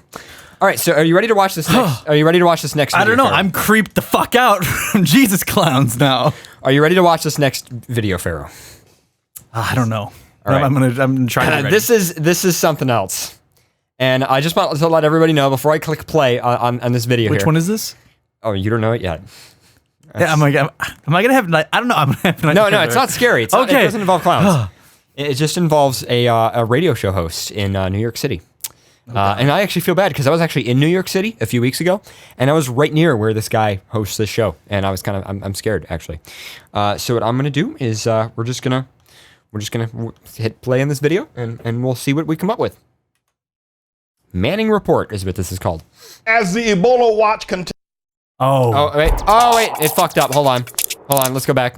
You did show me a part of this. I showed you a section of this. As the Ebola watch continues here on the Manning Report, I want to raise a couple of issues about Starbucks, coffee lounge, stores globally, but especially here in America I love the way he at says the present that. moment, that Starbucks coffee stores are indeed ground zero for spreading Ebola and other diseases. Love this. Because of the clientele of Starbucks. This is fucking legit. Generally upscaled sodomites who frequent Starbucks, who sit there with their computers, and it's a meeting place, they exchange A lot of body fluids are hands shaken and contact. I don't know how many bodily fluids I've exchanged at Starbucks. Not many. But not many besides me drinking coffee. But I mean, to each his own. I mean, sure, there's that. I don't know. You're warning people to stay away from Starbucks if you don't want to get Ebola. And especially the Starbucks in the urban areas where there are large numbers of East Side people that live, and more specifically here in the Harlem area, because a large number of the sodomites and the LGBT crowds that usually and continue to approach the idea of sex, intercourse, and dating on a lower, less visible, less social scale because of the nature of what they want to do and who they are, and the reason why they're fighting so hard to get public recognition and legality of what they're doing is so they don't have to stoop to all of these dark alley measures that they have to seek after for having sex. Can I just say that's as a straight man, that's the only place where I do have sex is in back alleys. I can't absolutely. I can't get an erection anywhere else. So if it's not a back alley, then I'm not happy. Can I just, and forgive me for applying logic to this. Wait. Forgive me. There's the one thing that bothers me the most about this is he's saying that LGBT people are sketchy, even though he just said that that's why they're fighting for public recognition. So I have a question. How are you sketchy if you're fighting for public recognition? That's all I want to know. That is the only thing. I just want to be I think that's my new thing is, what are you? I'm a sodomite. I'm a sodomite. I am definitely a sodomite. But I'm putting everybody on warning. Stay away from Starbucks if you don't want Ebola. Now, let me point something up to you because you may decide not to believe my report. This Dr. Craig Spencer, who was in Liberia, comes back from Liberia with Ebola. He lives right here in Harlem on 142nd Street. I was so close to there. Where I'm at present. He goes to a place called the Gutter Bowling Alley. Now, you know, you would think that a doctor, because of the fact he's gone through medical school, he's had certain kinds of upscale, integral acquaintances, that he wouldn't be hanging out in the gutter, that he would not be hanging out at a dark, dank bowling alley. A dark, dank bowling alley, because you know how sketchy bowling alleys are. You don't know what goes on there. I've seen things. There's gutters in the bowling alley. Meeting place for sodomites, where they usually don't like to expose that they're sodomites. Is sodomite's a legit word? Oh, wait. What? I've made the connection. What? I now know why so many furries bowl. Yes. Because at heart, we are sodomites. I'm going with American logic here. So furries coagulate in bowling alleys because there's gutters there. And in gutters, that's where furries like to be because that's where the sodomites go. And that's where raunchy sex happens because it is a gutter. And there's so many gutters there that's why we have to be. Closet, yeah. So that's what the Gutter Bowling Alley is all about. Now, this Eric Adams, this racist from way back when, who's now the borough president of Brooklyn, went to the Gutter Bowling Alley the other day to bowl a round of bowling to prove that. I love the way he talks. Ebola. Stay away from the gutter bowling. He's got to throw in these words. Bowling alley. Every time he emphasizes a word like Ebola or bowling or embalmment, we got to take a drink. Well, stay away from it. And the name of the coffee shop on the High Line where Dr. Craig Spencer went, and I would say stay away from the people that work at the Gutter Bowling Alley, the owner of the Gutter Bowling Alley, and the people on the High Line coffee shop. Stay away from them and their contacts if you don't want to get Ebola. Now here, I like how just Ebola is now spread by gays now. That's what I'm just getting at. Oh no, sorry, not gays, because he never says gay. Sodomites. Ebola is spread by sodomites, not anything else. You know, that Mickey Mouse looking virus that's there, you know. Yeah. Ground Zero because it is a meeting place for clandestine, if you will, sexual activities. I need to go to Starbucks, I think.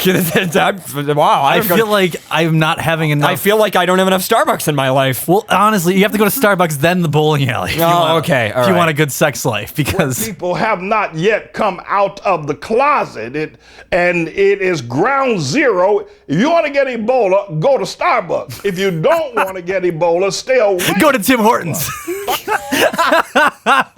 Finally, the question needs to be raised, and the American people need to stand up and see whether or not Obama, the long-legged Take a drink.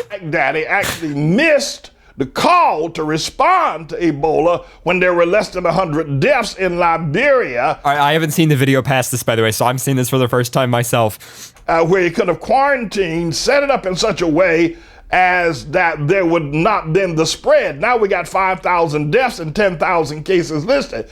Did Obama fail to respond because of his African birthplace in Kenya? Because of his kinship to Africa? God, America is Really? so Pressure on Great. Liberia as he should. I can't even watch this anymore. This is ridiculous. No, I'm done. Absolutely ridiculous. I just Hold on. There's just something about being in a bowling alley and just touching all those balls and just seeing those hard, erect pins that just does something to my mind where I feel like I just need to go back and touch more balls and play with more pins. And then you know what? That's just a slippery slope to just being gay, I guess. Maybe. Is that how you became gay? You just went to so many bowling alleys that it just kind of eventually affected you? There's an actual Wikipedia article for sodomite. Sodomite refer to a person who practices sodomy, a resident of Sodom, or sodomites, a film. Okay. Wow. Well, sodomy is anything that's not vaginal sex, isn't it? I think. I'm almost positive that blowjobs, anal. Would a hand job be sodomy? I don't know. Who defines sodomy? Anyway, so the next video that's queued up on the system is the video that for the article you were going to read, which was the one about ghosts or something like that. Oh yes, I wanted to read that article. Why don't you read that one and then do the animal spirituality one from? Or actually, I'll do the animal spirituality one after that. So yeah, you read that. I'll queue up the video, and then we'll be all good. It'll be good, Pharaoh. It'll be good.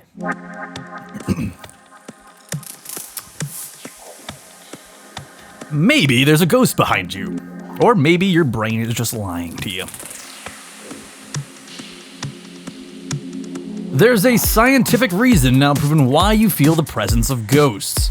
A lot of us have had that sense and there's something behind us, and yet when we turn, nobody else is in the room. To researchers, that's called the feeling of presence, or FOP.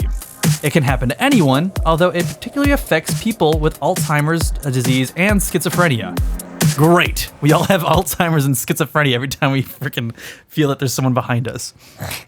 I wish it would have said like a more sense of awareness. Like you're more aware of your surroundings. You sense something that's, like electrical like stimuli that's in the air. No. We're going to just relate it to being a schizophrenic person. Great. Good to know. I just wanted to feel more crazy. A team of scientists in Switzerland was able to replicate that FOP in healthy individuals. As explained in a paper published this month in Current Biology, they used a robot that pokes individuals at their backs and managed to trigger the feeling in some test subjects that several other people were in the room, even though there was only a robot. Well, they're getting poked in the back by something. How is that? I think it's not quite that. I think it's more that like they would have a conversation with people or something like that. Like you would have a conversation and you would have like maybe like a patch over your face, and you'd have to decide if the people were in the room or not in the room, something like that. I don't know. It's in a video. We'll see the video in a second, guys. Just let Pharaoh finish. I thought it said Professor Oak at first, but it said Professor Ulf. Ulf Blank and his team at the Swiss Federal Institute of Technology in Lausanne were seeking a better understanding of neurological disorders with their experiment. But the results are also intriguing for many mentally healthy people who believe that they felt the presence of quote-unquote ghosts. Blake told Huffington Post that the study indicates that sometimes healthy subjects can experience the same hallucinations as patients suffering from schizophrenia have. Hallucinations are quite frequent in the general population, said Blake, a neurologist and neuroscientist. These data and ours on FOP suggest that there is no clear-cut difference between health and disease, but rather a quasi-continuous spectrum. The scientist in Switzerland first examined 12 patients who suffered brain damage from epilepsy, stroke, or other conditions who reported having feelings of presence among them. Brain scans revealed lesions in their frontal parietal cortex, the area of the brain that is aware of the quote-unquote self, or yourself. Yeah, if anyone doesn't know that, the front part of your brain is actually the entire part of the brain that holds all that is you. Effectively, yeah. And then the rest of your brain is the operational operational stuff. So that's why they used to do lobotomies. They would pretty much destroy, which is kind of freaky, the you person of you by cutting out the frontal cortex or frontal part of your brain. Eventually, So fucked up. Yes, it is. It's really fucked up. It's actually nightmares for a lot of people, is the whole lobotomy thing, which that is kind of fucking terrifying that was a practice that was used in America for so long. Then again, I can understand because it's America. Yeah. Oh.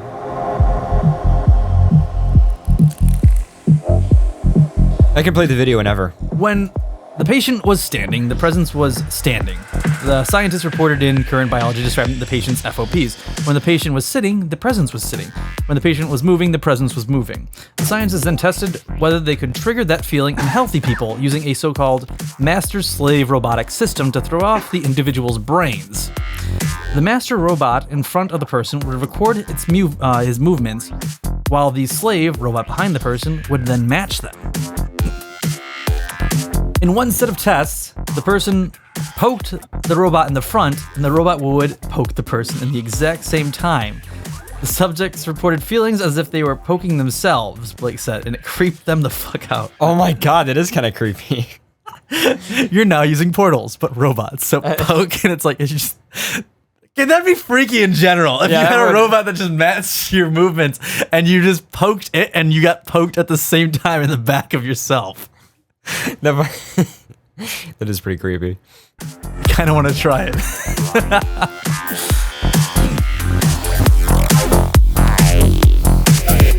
It creeped them out, however, it did not trigger an FOP. But if the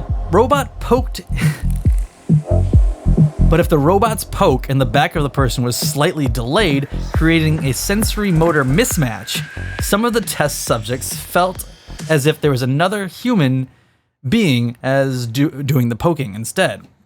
Indeed, some reported feeling the presence of several people in the room, and at the same time, the feeling was so strong and disruptive that one subject asked to leave the room.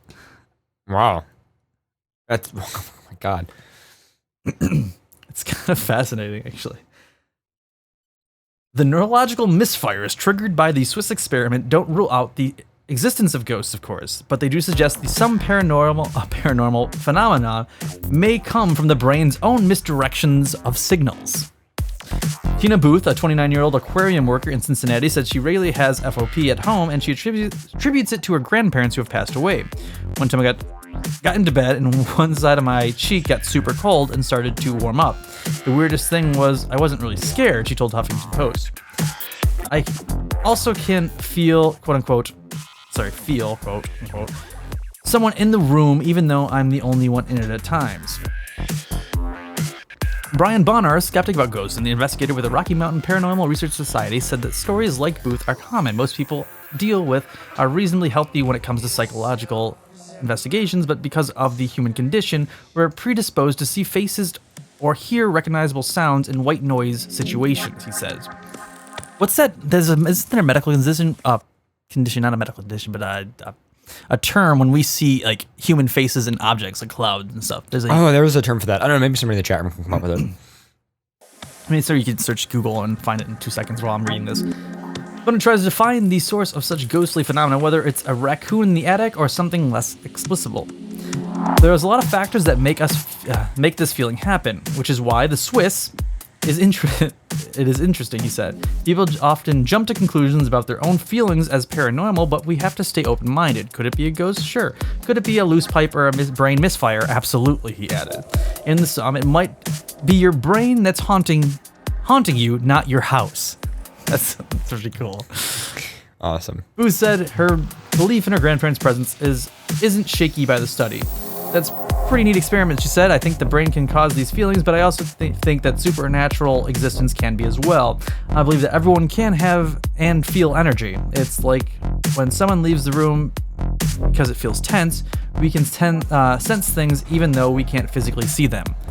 I would kind of partially agree with that because the brain kind of understands electrical impulses, so I feel like you could feel electrical impulses that were stagnant in the atmosphere. Yeah.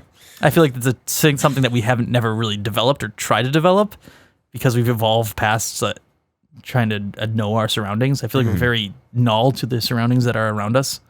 Yeah. All right, you want to, you ready to watch the video on this? Sure. Here's a video, so here we go. Oh, and it fucked up. Gotta love when that happens. I love your buffering, VLC. Breaking the wall here. There's a Windows. In 1970, alpinist Reinhold Messner is about to have what he considers to be a supernatural experience. While descending the slopes of Nanga Parbat, he suddenly feels the presence of an invisible climber behind him and to his right. This phantom presence phenomenon has been reported many times by people who have experienced extreme conditions, as well as patients suffering from schizophrenia. EPFL scientists have now managed to recreate this ghost in the lab. Their device can induce this type of hallucination in healthy subjects. We designed a master-slave robotic system where touch cues from the hand are fed back to the subject, to a particular body part, the back in our case, by the slave robot. We observed that all of our subjects as a group experienced to be in the presence of another person, of another human person, and to be touched by that person.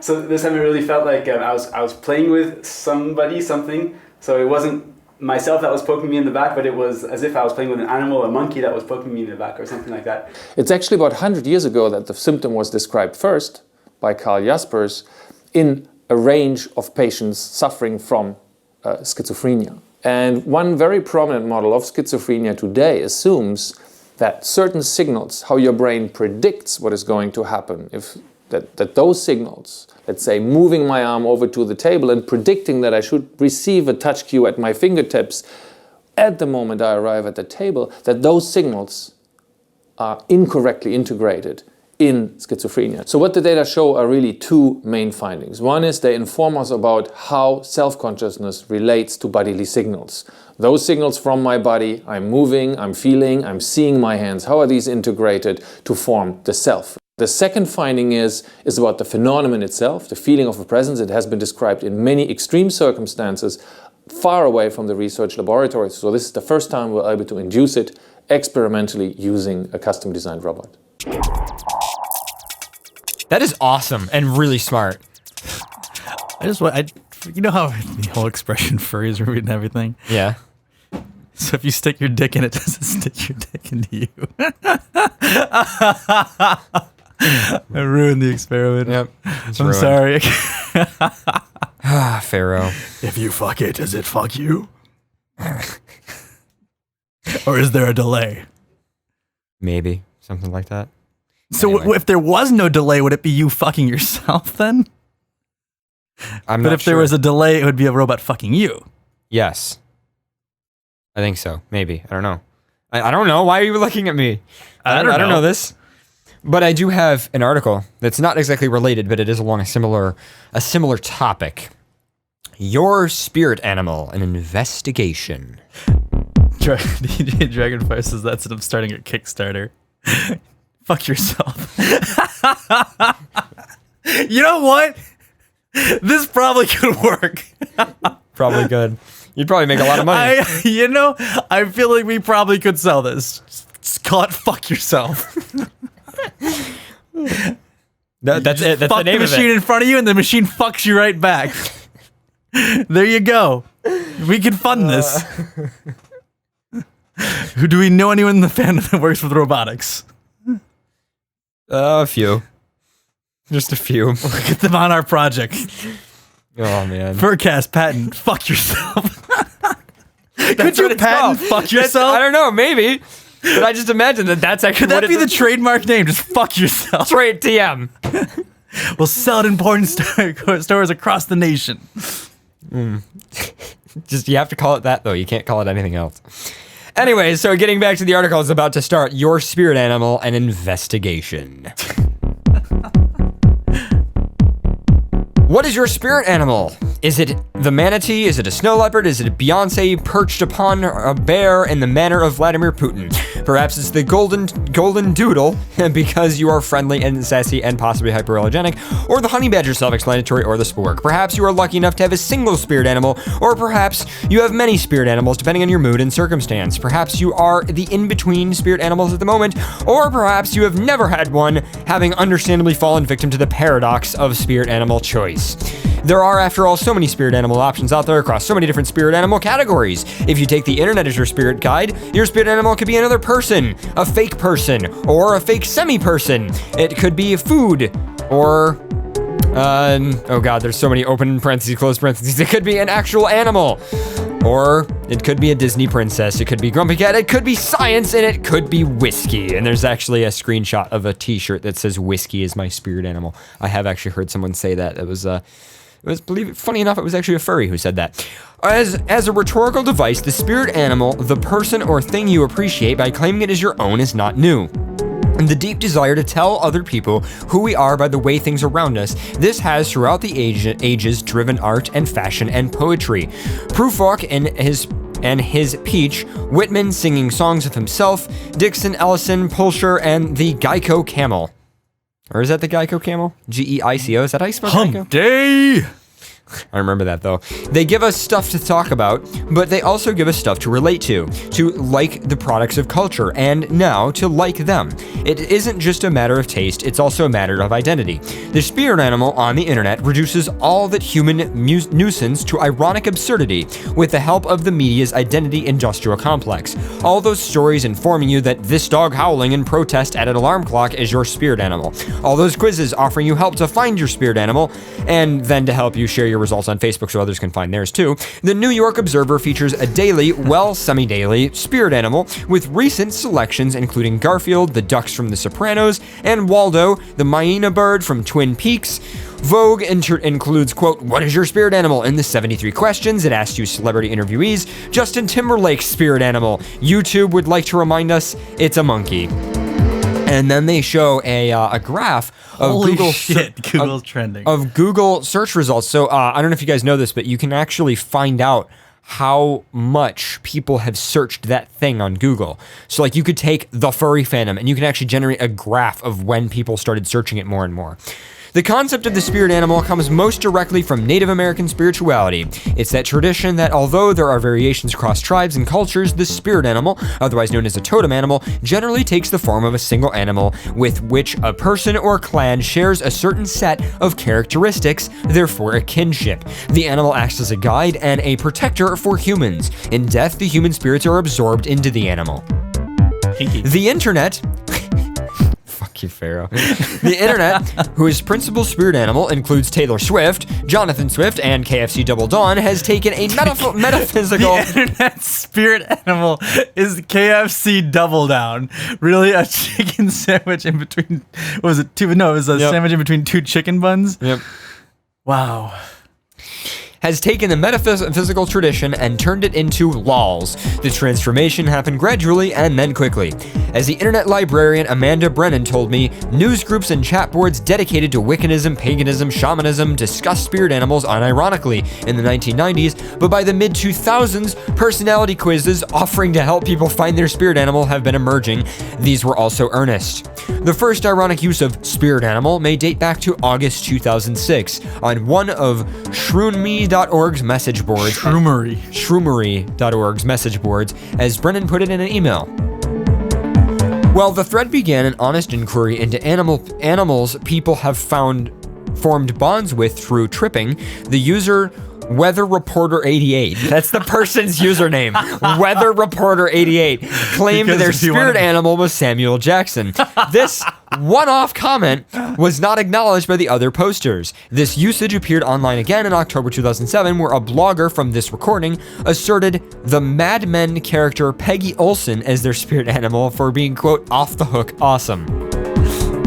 So, yep, Samuel L. Jackson may be the first of the internet's spirit animals. Peggy Olson may have been the second. The rise of Tumblr, for which Brennan now serves as content and community manager, may well have contributed to the virality of spirit animal as a conceptual meme. Tumblr is the image-focused and liking reblogging features, not to mention its tagging capabilities also mean that content can be shared quickly and easily on its platform. Tumblr also, of course, is irony-friendly, and it is one of the foundational pieces of infrastructure when it comes to the internet identity expressive capabilities. Kate Milner, a PhD student at USC and a researcher of internet culture. That would be awesome to research internet culture. I want to know how you become an internet librarian. I don't care. Yeah, How do you get paid to do that? What do? Do you just look at web pages all day and just like document it? I don't know. Is there shelves? Is there just? I feel like there'd be just shelves of computers. This one contains all cat images. Oh, you want cat image number 4 billion? I have that one over here. Anyway. Researcher of internet culture points out that spirit animal as a tag or comment is often used as a 2-word punchline reaction to GIFs or GIFs. Indeed, one of the earlier instances of spirit animal on Tumblr, Brendan told me, came out in October 2010, when the user Cat Pocket reblogged a GIF or GIF from the TV show Skins with the tag Effie is my spirit animal. This was meant obscenely to emphasize her affinity for the character Effie Stoneham, and then in November 2010, a New York Times article, the author Mary K.H. Chai, I can't pronounce that properly, praised her moving man for the fact that despite her multiple moves through the city, she had not judged her, calling him, yep, her spirit animal. By December 2010, spirit animal had taken enough hold on the internet to earn a mention in Urban Dictionary. Online, the unusually straightforward entry puts it, quote, saying something or someone is your spirit animal is a statement that said person or thing is a representation of you or what you want to be. That is perfect. That is such a good definition of that. Can you read it again? Saying something or someone is your spirit animal is a statement that said person or thing is a representation of you or what you want to be. I like it. Pretty accurate. Pretty accurate. There is no mention in this entry of the spirit animal's roots in Native American tradition. But the connection, of course, remains. Last month, the University of Montana, in response to protests from Native American student groups, passed a resolution against asking, quote, what is your spirit animal, in orientations and other meetings. The school cited institutional racism and, quote, a need for greater cultural awareness, end quote, and causes for change. As the Tumblr user Gar Connerir summed it up back in 2011, yes, I am really uncomfortable with how often people say person X is my spirit animal or just randomly tag things as spirit animal without thinking about it. For the long time, I didn't even get what it was supposed to mean. Just look at a tag on Tumblr, you see hockey players, fictional characters, movie stars, hipster animals, quote unquote, and hey, even a few real animals. It hasn't come to my attention that it is trendy to throw spirit animal theme party. For the record, this is just dressing up as animals. So every FurCon is just a spirit animal party? I'm now, forever, from this day forth, will never say a FurCon again. I'm just going to say spirit animal parties. Where are you going? I'm going to a spirit animal party? Yeah, that'd be good. I need off for a spirit animal party. Did you write down the show title from before, by the way? Yes. The candle? Blood candle? All right, good. I had blood-scented Febreze. Well, blood candle works too. You could, but most casual internet-ers wouldn't think of it. Just take a second, step back, and think about it before you throw out a term like spirit animal. There's a better way of saying you're actually trying to convey. Are you talking about a person? Could you say, I have a lot of admiration for you, or we're kindred spirits, you're my brother from another mother, sister from another mister? If you're throwing a theme party... Sister from another... I've never heard sister from another mister. If you're throwing a theme party, could you just throw an animal-themed party? I'm sorry, but this is a great example of a butthurt person on Tumblr. Is it not? Is that not a great example of a butthurt person on Tumblr? Ooh, I'm upset that you use the word spirit animal for things that aren't really spirit animals. Listen, I go to only spirit animal parties. I've gone to spirit animal conventions for like 10 years now. Just like, this is so stereotypical Tumblr right here. Just some person being like, well, that's offensive. Or something like that. I don't know. Tumblr drives me crazy. You could, but most interneters wouldn't think of it because most don't think of the spirit animal, the conceptual meme, as an appropriation. Most of us think of the term as simply a shorthand, one that was well suited to a web culture thing that has been thoroughly influenced by Facebook and Tumblr and other social media, and one that has also been at this point thoroughly commercialized. As the toast recently summed things up in a glossary of the internet, spirit animal, here's something I like. I'm not familiar with what spirit animal is or what it does. The internet, like nature, abhors a vacuum, and spirit animal revealed as a need to take all the cultural products people things like, ideas, that are pinging around on our screens and organize them and categorize them and express them and our appreciation of them. As the internet's infrastructure built itself around identity and expression, all those status updates and likes and Instagrams, Vines, all those tweets, Twitter profiles, and blog posts and Snapchats, the concept offered an easy way for people to share their affinities and aspiration, all with the conveniently low stakes of irony.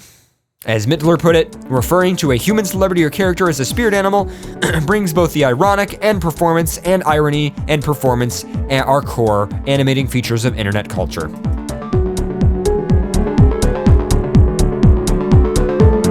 I like it. I think it is very accurate. And I think it is time for us to go on break. More than likely. More than likely? Or I have one article talking about how eating ice cubes is better than sex for a lot of people. Really? What? Eating ice cubes is better than sex for a lot of people. I can't eat ice cubes. That's why I'm asexual. I can't eat ice cubes. It all makes sense now. I understand everything.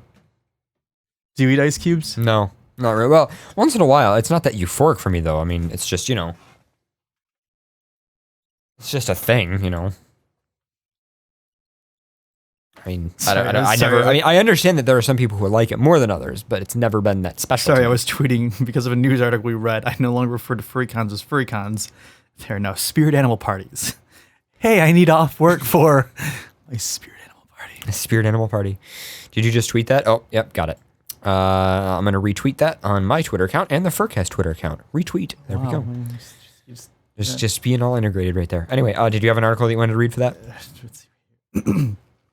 All right. Let me find some music for you. There we go. According to a study, chewing on ice is better than sex. I feel bad because I feel like Americans are just having very bad sex. Because there's been so many articles that it's like, oh, brushing your teeth is better than sex or something. They all come out of fucking America. So I think just Americans are just terrible at sex. They're just deprived. That's what it's about. Oh. If you need coffee as a morning pick-me-up, you're not alone. If you need to chomp through a cup of ice, you're not alone as well. But there are a few people like you. Such ice eaters may suffer from pagophilia or pagophagia. Is it Phagia? Is that phagia? Is it pagophagia? I don't know. Because PH is an F, right? Say pagophagia. A compulsive craving to chew ice. My dog has that. She's obsessed with ice. Really? Yeah. Oh, that's interesting. It's probably better than sex for your dog. I guess so. But this could also be caused by an iron deficiency, the Washington Post reports. In a study published by The Medical Hypothesis, researchers asked both healthy and anemic patients to consume either a glass of lukewarm water or a cup of ice before taking a 22-minute test designed to help diagnose ADD. That's a lot of going on right there. Here, have this cup of lukewarm water or have this cup of ice before taking a 22-minute test to determine ADHD. Wow, that's actually really interesting. I almost want to know the results of just that. They found that iron-deficient subjects who drank the water performed far more sluggishly than healthy subjects, but those who crushed on ice did well. Those who crunched on ice did just as well as the controlled subjects. As the post explained, pagophagia is a type of pica, a disorder that makes people crave and eat non-foods, like dirt or clay, which for the Learning Channel has turned into reality TV shows. Of course they have, because everything is a fucking reality TV show nowadays. Yeah. Study author Melissa Hunt said this cognitive boost may be related to the mammalian-driven reflex, a trigger that causes blood flow to the brain when a vertebrae is exposed to cold water. At least 2 hematologists say that the study has possible flaws. Having iron deficiency doesn't necessarily mean you have anemia, for example. But at least one admits he can't discount the power ice holds over his patients. I've had one patient, or more than one, tell me, I love ice, it's better than sex, he says. Eating ice is also the newest diet trend. But, huh? I think the article misled me. I was misled by this article. Or misled by it? Oh, man. All right, Pharaoh, you ready to go on break? I'm ready to go on break. You guys are listening to FurCast live on XBN and Pause Up Radio sometimes. And we'll be back after a quick 10 to 15 minute music break.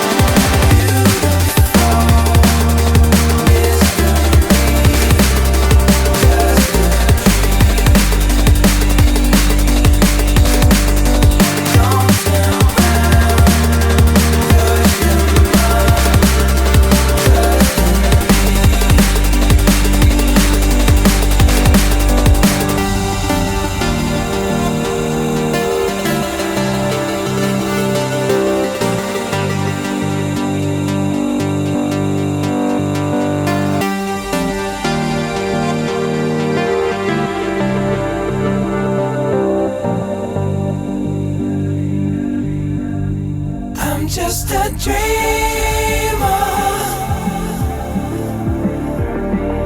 You are just a dreamer.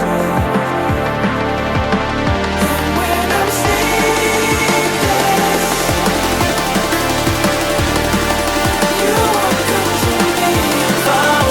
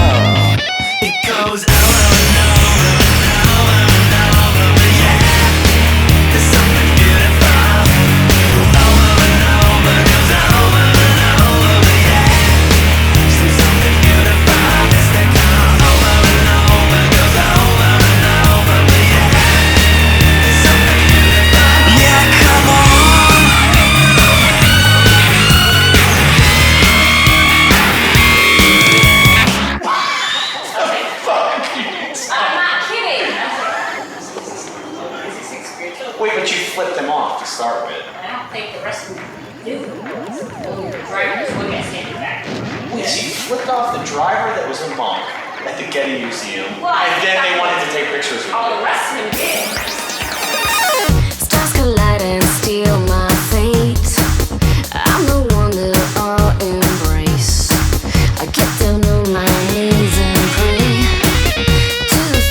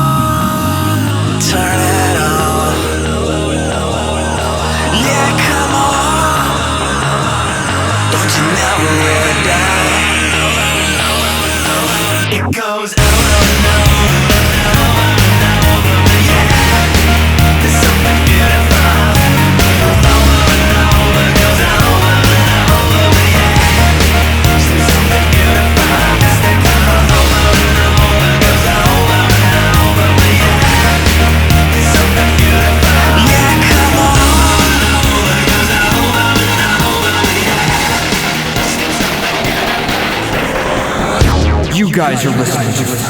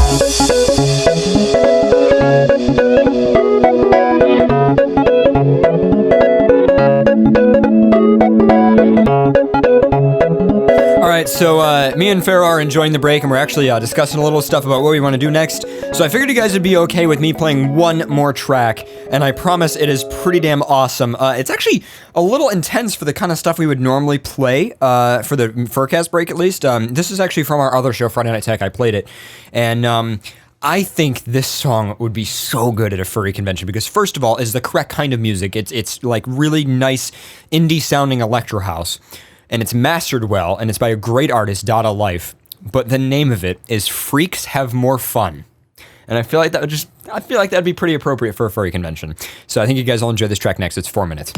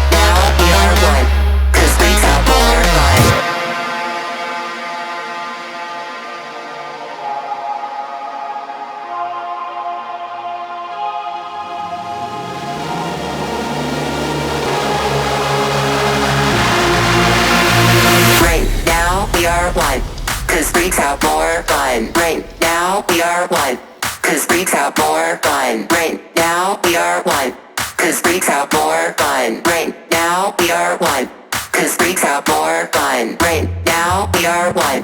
Cause freaks have more fun. Right now we are one. Cause freaks have more fun. Right now we are one. Cause freaks have more fun. Right now we are one. Cause freaks have more fun. Right now we are one. Cause freaks have more fun. Right now we are one. Cause freaks have more fun. Right now we are one. Cause freaks have more fun. Right now we are one. Cause freaks have more fun. Cause freaks have more fun. Cause freaks have more fun. Cause freaks have more fun. Cause freaks have more fun. Cause freaks have more fun. Cause freaks have more fun. Cause freaks have more fun. Cause freaks have more fun. More fun. More fun. More fun. More fun. More fun. More fun. More fun. More fun. More fun. More fun. More fun. More fun. More fun. More fun. Cause freaks have more fun.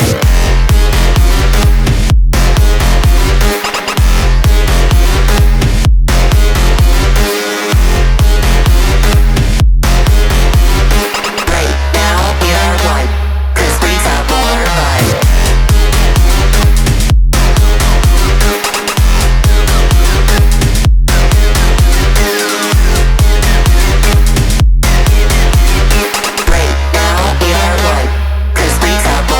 now we are one. Cause freaks have more fun. Right now we are one. Cause freaks have more fun. You guys are listening to FurCast. Now we are one. Cause freaks have more fun. Right now we are one. Cause freaks have more fun. Right now we are one. Cause freaks have more fun. Right now we are one. Cause freaks have more fun. Right now we are one. Cause freaks have more fun. Right. Tell me that would not be amazing with fursuits. Like, that just fits. That's the kind of dancing you need for them. And so I think that'd be a lot of fun. Freaks have more fun. Right now we are one. Cause freaks have more fun. Awesome. That camera's a little off now. That camera's? No, it's not. It was like that for a while. Was? Yeah, it was. It's just, I feel like, what's that? Oh, and I wanted to mention to some people, so the graphics, right now that we're using, don't, like, here's what they look like with the clock, just so I can show you. It looks a lot more balanced. So you can see there, with the clock on the other side, like, doesn't that look so much better? That text, like, the bottom text is, he's not live or anything. Like, obviously that's not the actual time, but just to show you, like, I think that looks a lot better with the clock right here, right there. It'll look a lot nicer once the programming's done, but you know, it's not done yet, so.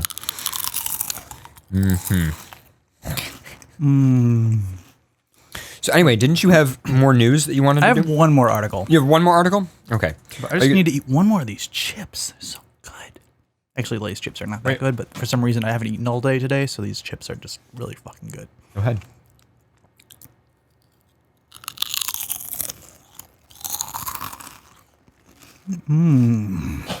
Oh my god. Okay. One more. One more? I got your noise gate killed. Ridiculous, Pharaoh. Ridiculous. Absolutely ridiculous. Okay, so anyway, noise gate's back on. So we want to do more news. So you got one more article you said? Are you going to do the statistics one or the hilarious one that you found in the middle of the break? Well, I'm going to give a shout out since we're doing our own survey. Okay. Go ahead. Nuka, our great friend. Well, they didn't mention Nuka in the article, but I know it's Nuka because there's no other person that's doing further surveys that are from Canada. There might be someone, but they're probably not as good. But no offense to anybody who's doing furry surveys in Canada. The International Anthropomorphic Research Project, IARP, have just released a summary of news research on the fandoms. This new triage of results from the following Canadian government grant to research and compare furry groups. The intent of the work was to explore similarities and differences between fandoms that people associate with. Congrats, Nuka, because that's fucking awesome. That is really awesome. With the aim to understand underlying relationships, and affect what makes different fandom groups tick. It's difficult to draw definite conclusions from the survey results geared towards general fact-finding rather than specific analysis. However, there is a good evidence that shows that the furry experience is different from the experience from other fandom groups. We are different. Furry is arguably not a fandom at all, and the data illustrates that. That's fascinating, actually. But the furry fandom is not a fandom at all. Yeah, it isn't in a lot of ways. The data compares what at first blush looks like it is like an unlikely threesome of deliberate groups.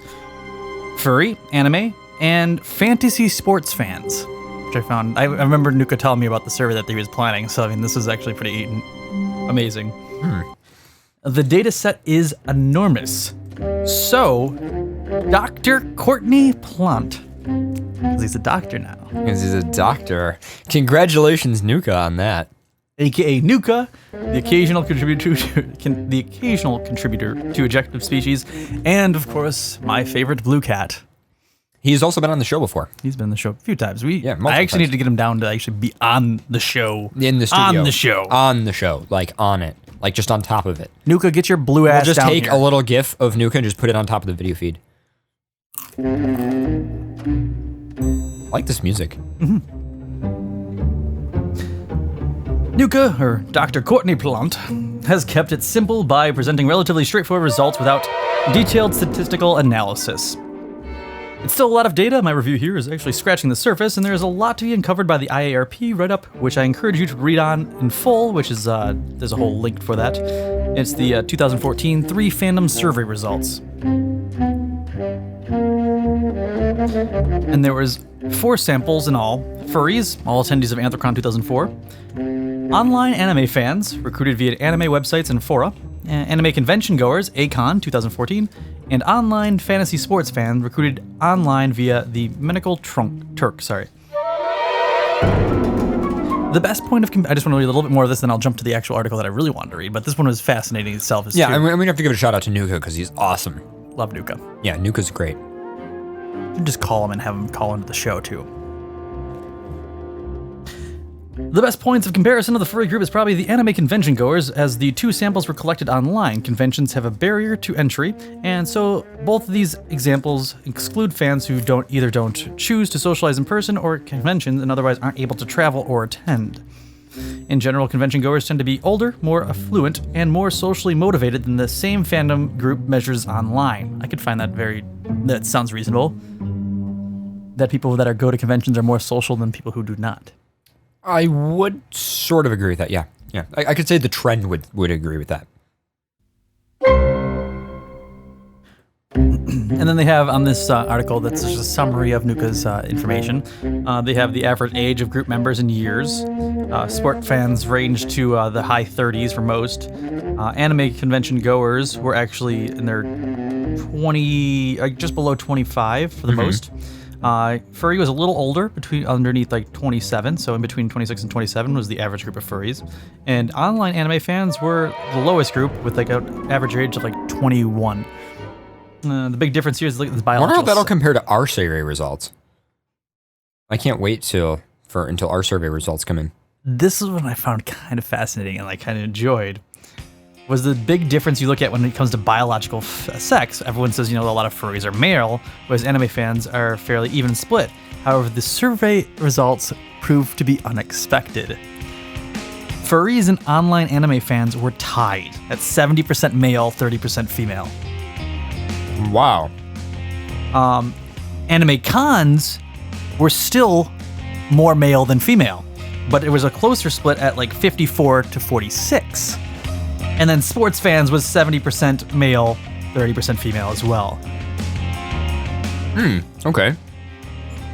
That's pretty interesting. So Didn't furries expect and that. online anime and sports fans all were the same, almost exact same percentage of 70 to 30. I think that has to do with I think that has to do less specifically with the internals of the culture and more to do with everything outside of anime and furry and all these fandoms, as we call them. I think one of the reasons for that is the way people are either A, brought into it, or just the way society is and the way it results in them becoming a part of that internet culture. I think that has to do more with the gender split than the actual internals of the community itself, which obviously are pretty cool with Though anything. the sexual orientation is outstandingly not heterosexual when it comes to furries.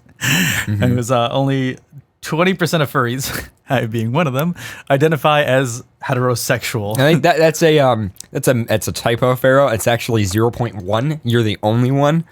Oh, they must have just misunderstood. No, because I've gone to conventions and all of a sudden you find a straight person. It's like, oh my God, you're straight? And I'm like, I'm straight. Oh my God.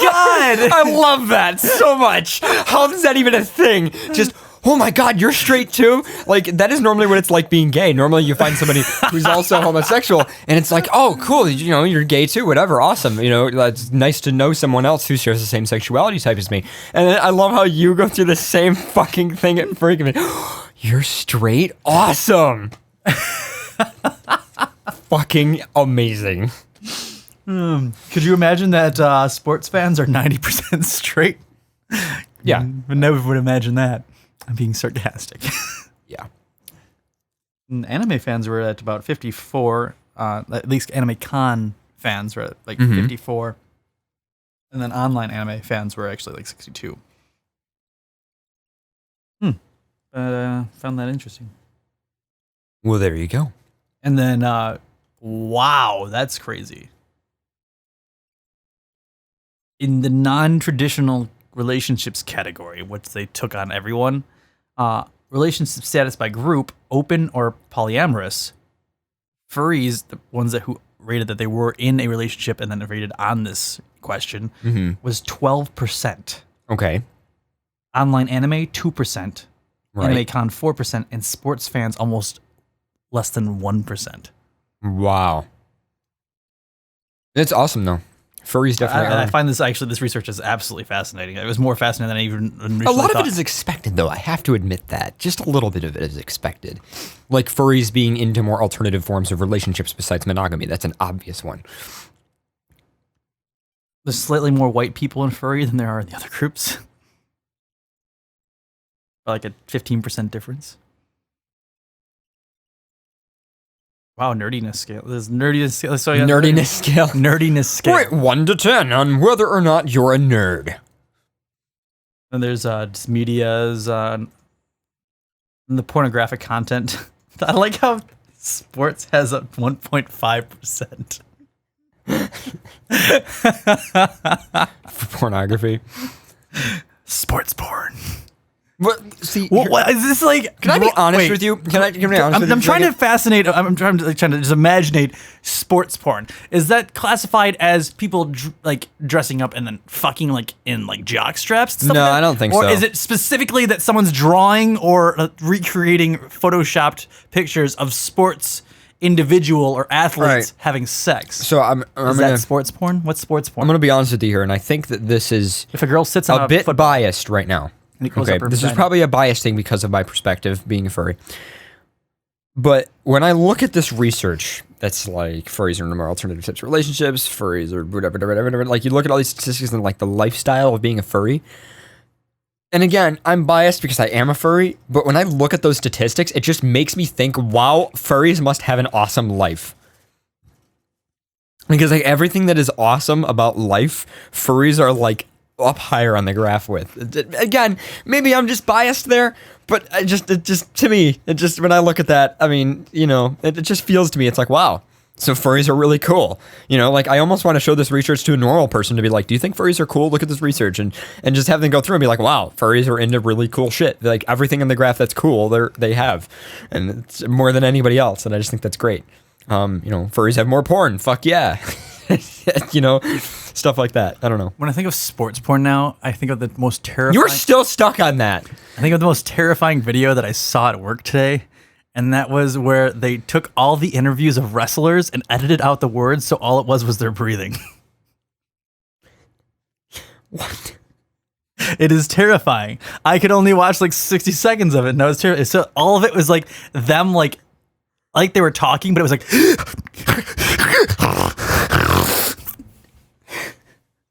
it's ridiculous. I will not look it up. Someone's probably masturbating to it. Like there's Hulk Hogan in there. You know someone's masturbating to him breathing hard into a microphone. Okay. All right. Anyway, can you move over to the article that you wanted to read now? Yes. You can do that whenever. Oh my god.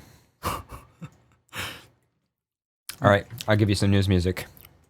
This news article. This is the last news article of the night, guys, and it's fucking priceless. It's funny. I immediately thought Tyser or Stripe, the one for all fursuiters. I'm so bad. Bestiality porn dropped. Porn charge dropped after tiger to be found in photo was actually a guy in a tiger suit. Yes. Oh my god. Why is this? The fact that this is a news story, like the fact that this happened, no.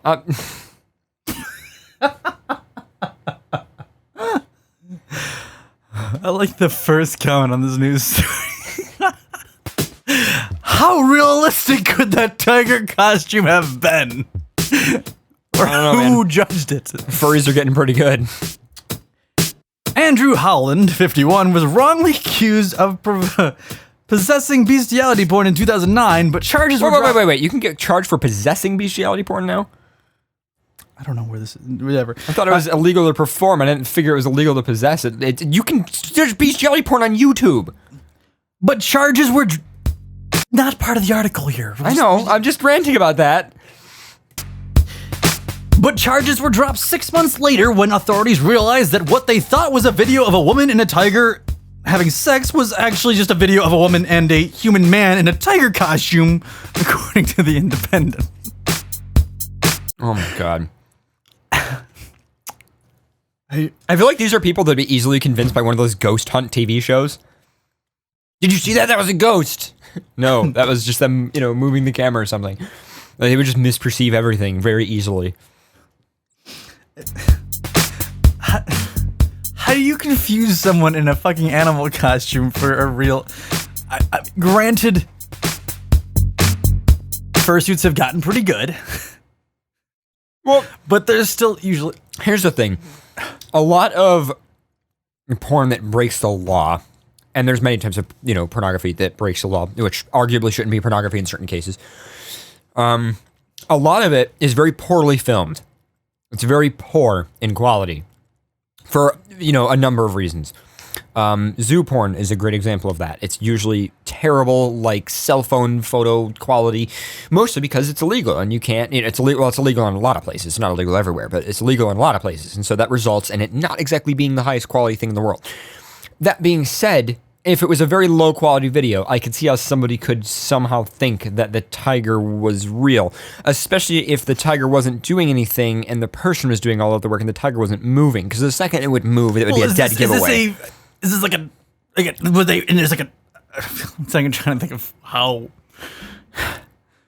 But I mean, if it moved, it would be a dead giveaway, wouldn't it? I mean, Are you saying that it wouldn't move? Wouldn't it be like a stuffed animal or something? No, what I'm saying is if it moved, it would be obvious that it was a person in a suit and not an actual tiger, just because of the way the anatomy worked and the way it, you know what I mean? Maybe you don't know what I mean. Continue. Now the Welsh bus driver is fighting against the United Kingdom Extreme Pornography Act, the statement Newsman reports.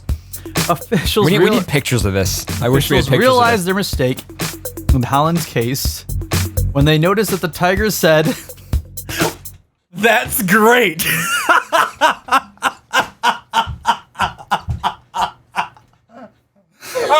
Oh my god!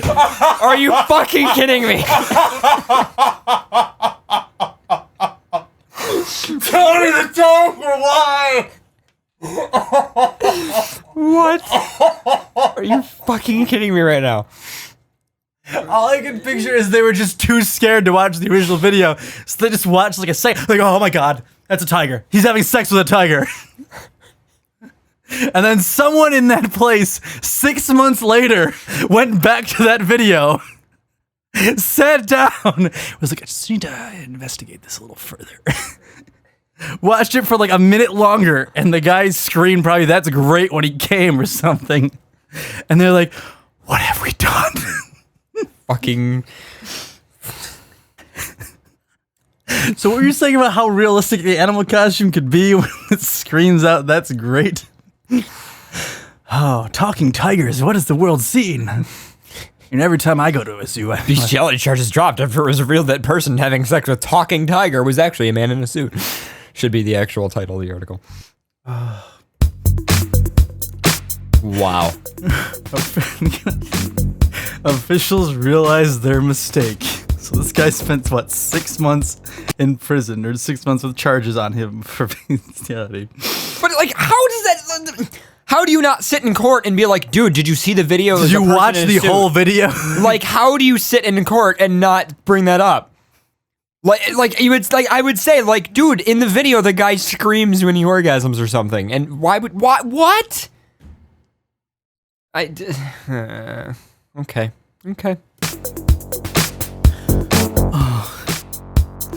Officials realized their mistake in Holland's case when they noticed the tiger said, "That's great," in the manner of Frosted Flakes Tony the Tiger. Oh my God. Holland was cleared of the second charge 9 months later when he created a 6-second clip that prosecutors said showed violent genital mutilation, turning out to be a spoof of a video featuring ketchup and cocktail sausages. Wow. Holland said both videos had been sent to him by friends as jokes, and that even though he eventually was let off the hook, his life was permanently damaged by the accusations against him. Quote unquote, "I lost my job, I had to move, and ended up having a heart attack with all the stress of it," he told The Independent. "People were ringing me in the middle of the night. 3 young lads turned at my door and were calling me everything. I was threatened on more than one occasion because of all of this." Holland and his legal team went to the Crown Prosecution Services review the Extreme Pornography Act in the letter sent to the head CPS last week. Holland's lawyers said that none of this would have happened if the UK's Extreme Pornography Act, a measure implemented in 2008, weren't so vague. His attorneys argued that because of the laws use inherently subjective terms like grossly offensive and, that's very subjective, and disgusting, it's not clear what constitutes as extreme under this law.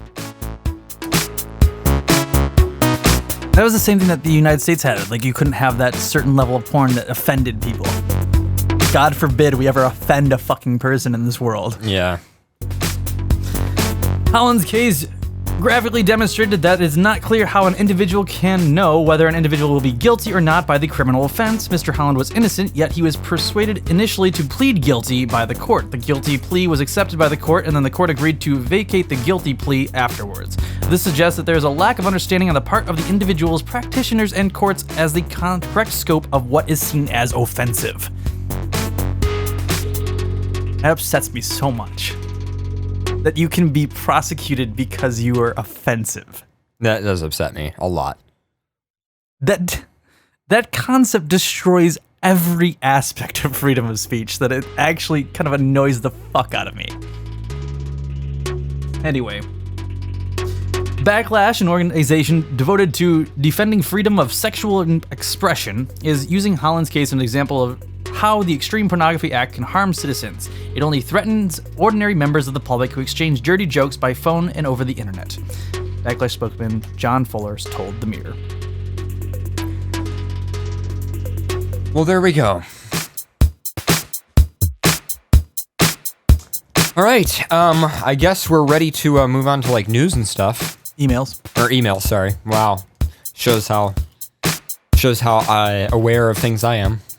I'm so fucking hungry right now. These chips are like godsend. Like, there's an orgasm in my mouth with these potatoes. Yeah. Fake potatoes. They can't be real potatoes. All what are the right. ingredients on these? I don't think they're real potatoes. It just says not real potatoes in the fucking ingredients or some shit. That'd be kind of funny. No, it says potatoes. Potatoes, vegetable oil, sunflower, corn, and canola oil, and salt. Oh, there you go. I don't know. All right. Well, I am ready for 15 chips contain 160 calories. Wow. Time to eat more. Hashtag America. So, Pharaoh. So anyone of your you know, If you're doing a show like this, out of state or out of country listeners, these are American potato chips here. We got total fat, 10 grams, 16% of your daily value. This is in one serving of 15 chips, mind you. And you how many servings are in the bag? Let's see. Over 10. If you ate a whole bag of chips, oh my god, that's 1,600 calories. That is ridiculous. These chips are really oily, though. Saturated fat is 8% of your daily intake at 1.5 grams. Cholesterol, none. Sodium, 170 milligrams, about 7% of your daily salt intake, by eating 15 chips, mind you. Potassium, 350 milligrams, 10%. And total carbohydrates, 15 grams, 5%. And there's a little bit of dietary fiber and sugars, less than a gram. It's got some protein, though. But yeah, that's some American potato chips for you. Also, so as we continue eating these. So, Pharaoh, I have an email, and I would like you to not read the subject line yet, just because it's funny. So I'm going to try to read the email, and it's not like, I'm just saying, just try not to look at it. I mean, if you see it, whatever, it's not going to kill the moment that much, but I just think this is really funny. So what I'm going to do is one-handed here. I got to grab the email theme. Here we go. Mail time. Mail time. Mail time. Mail time. The mail's here. Here's the mail, it never fails. It makes me want to wag my tail. When it comes, I want to wail. Dear FurCast, feel free to read this on air or not. I have no qualms either way. I will start off by admitting that I am not a furry, but I find the furry culture the furry vultures. Furry culture is incredibly fascinating. I was introduced to the furry fandom by my friend many years ago, back when I was in high school. My friend introduced me to your show, and after a few episodes, I was hooked. I will refrain from admitting how long I have been listening to your show, mainly because I feel like admitting things like that are irrelevant and sort of embarrassing since I haven't turned into a furry yet. I love the yet on that. Haven't turned into a furry yet. But as long as I have the many memories and laughs that I have gained from listening to your delightful show, I will still hold on to the hope that maybe I can come to terms with my inner furry. On to my question, and this is where the title of the email comes in. It's so fucking funny to me. I have recently heard you guys mention, during several recent episodes, Mormons and Pharaoh dressing up like a Mormon, which causes me to question, is Pharaoh a Mormon? Also, why do you have a Book of Mormon? Do you have to buy those things, and why would you want one? Your fan forever, Josh. P.S. I might send an email in later asking for the metaphorical fence I am currently stuck on. What's funny is this is the first email I had pull up to read. Really? Right there. But I love how they think you're an actual Mormon. That is hysterical to me. Do you want to know about Jesus? No, Pharaoh is not a Mormon. All of us are pretty much against the idea of anything but personal spirituality, and at least in this studio. I would say the general gist of this show is pretty humanist. I don't really think any of us follow any deity-based religions. That being said, the reason we have a Book of Mormon is because we came up with a joke on the show that involved, I think, Mormonism or the Book of Mormon, and so someone... No, I remember what it was. Okay, so Pharaoh used to work at a drive-thru, and people would just hand him like religious pamphlets all the time because people would come out of church and they would drive and go get a cup of coffee at the place where Pharaoh worked, and Pharaoh would be like, "Oh, here's your coffee," and they would be like, "Well, take this pamphlet and learn about Jesus," and they would give him shit, right? Well, anyway, some random fucking customer handed you, just out of the blue, an entire Book of Mormon. Yep.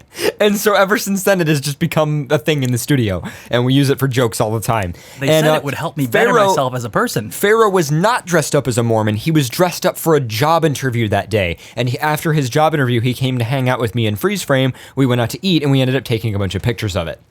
I forgot what even happened. Like, I think I busted in the door and I like had my head out and I was like, "Hey guys!" It's on the FurCast Twitter feed. If you guys go to look through the photos of the FurCast Twitter feed, you can see pictures of Pharaoh dressed up as a Mormon coming through the door of my house, like with a ridiculous look on his face, handing out a Book of Mormon. It's pretty funny. Hello, my name is Elder Price, and I'd like to share with you the most amazing book. Hello. My name is Elder Grant. It's a book about America a long, long time ago. I was asked at work the other day if I was single. And I was like, oh, that's a very complicated question. And I said, I'm more towards like, I don't really believe in monogamy is what I said at first. And they were like, oh, so are you like one of those Mormons that gets into multiple marriages? And I was like, no. First of all, that's polygamy, not polyamory. Second of all, no. And I ended up explaining to them relationship anarchy and everything like that. But it was just funny how at work, they were like, the first thing at work that they thought of, please do not play a video through your fucking laptop. I'm not playing speakers. a video through my laptop. I'm giving you a video that you probably should. It's on mute. Okay. That I should probably play. Just because of just put it in the document and then read an email. I'm putting it in the document. Do you have an email ready to read? I got an email ready. You got an email ready. I got a ready email. Look at this, guys. Pharaoh being ahead of the game. He is making the move to not be late. But anyway, yeah. There you go. Okay. I'll open it up in a little bit, or we'll do it for the next break. Well, it's kind of relevant to our current discussion. That's Is it why, really? Yes. Where is it? Right there. This now. This right there. now? This now. Okay. All right. I'm opening it. Pharaoh, calm down. I'm opening it. It's okay. FurCast listeners just on the edge of their seat. Like, what is Pharaoh about to put us through here? It is. I don't think I can get more relevant to the current email topic right now than this. Okay. All right. Here we go.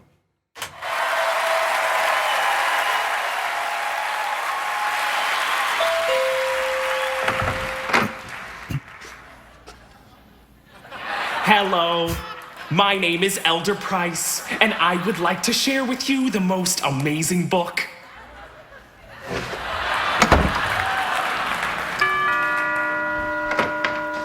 Hello, my name is Elder Grant. It's a book about America a long, long time ago. It has so many awesome parts. You simply won't believe how much this book can change your life. Hello, my name is Elder Green. I would like to share with you this book of Jesus Christ. Hello. Wait, what was this? Was this Saturday Night Live? This seems like the type of thing Saturday Night Live would pull off. Read all about it now. Hello. In this nifty book, it's free. No, you don't have to pay. Hello. Hello. My name is Elder Smith. Oh no, it's CBS. This book with you for you to just peruse. Hello. Hello. Hello. I'll just leave it here. It has a lot of information you can really use. Hello. Hi. My name is Jesus Christ. You have a lovely home. Hello. It's an amazing book. Bonjour. Hola. Ni hao. Me llamo Elder White. Are these your kids? This book gives you the secret to eternal life. Sound good? Eternal life. Jesus Christ. Super fun. Hello. This is ridiculous. And a scene will show you how it can be done. No, thank you. Sure. Oh, well. That's fine. Goodbye. Have fun in hell. Hey now. You simply won't believe how much this book will change his life. Will change his life. Change his life. This book will change your life. Hello, would you like to change religions? I have a free book written by Jesus. No, Elder Cunningham, that's not how we do it. You're making things up again. Just stick to the approved dialogue. Elders, Hello. My name is Elder Cunningham. And we would like to share with you this book of Jesus Christ. Hello. Just take this book. It's free for you. You see, you simply won't believe how much this book will change your life. Will change your life. Change your life. So you won't burn in hell. You're gonna die someday, but if you read this book, you'll see that there's another way to spend eternity with friends and family. We can fully guarantee you that this book will change your life. This book will change your life. This book will change your life. This book will change your life. The Book of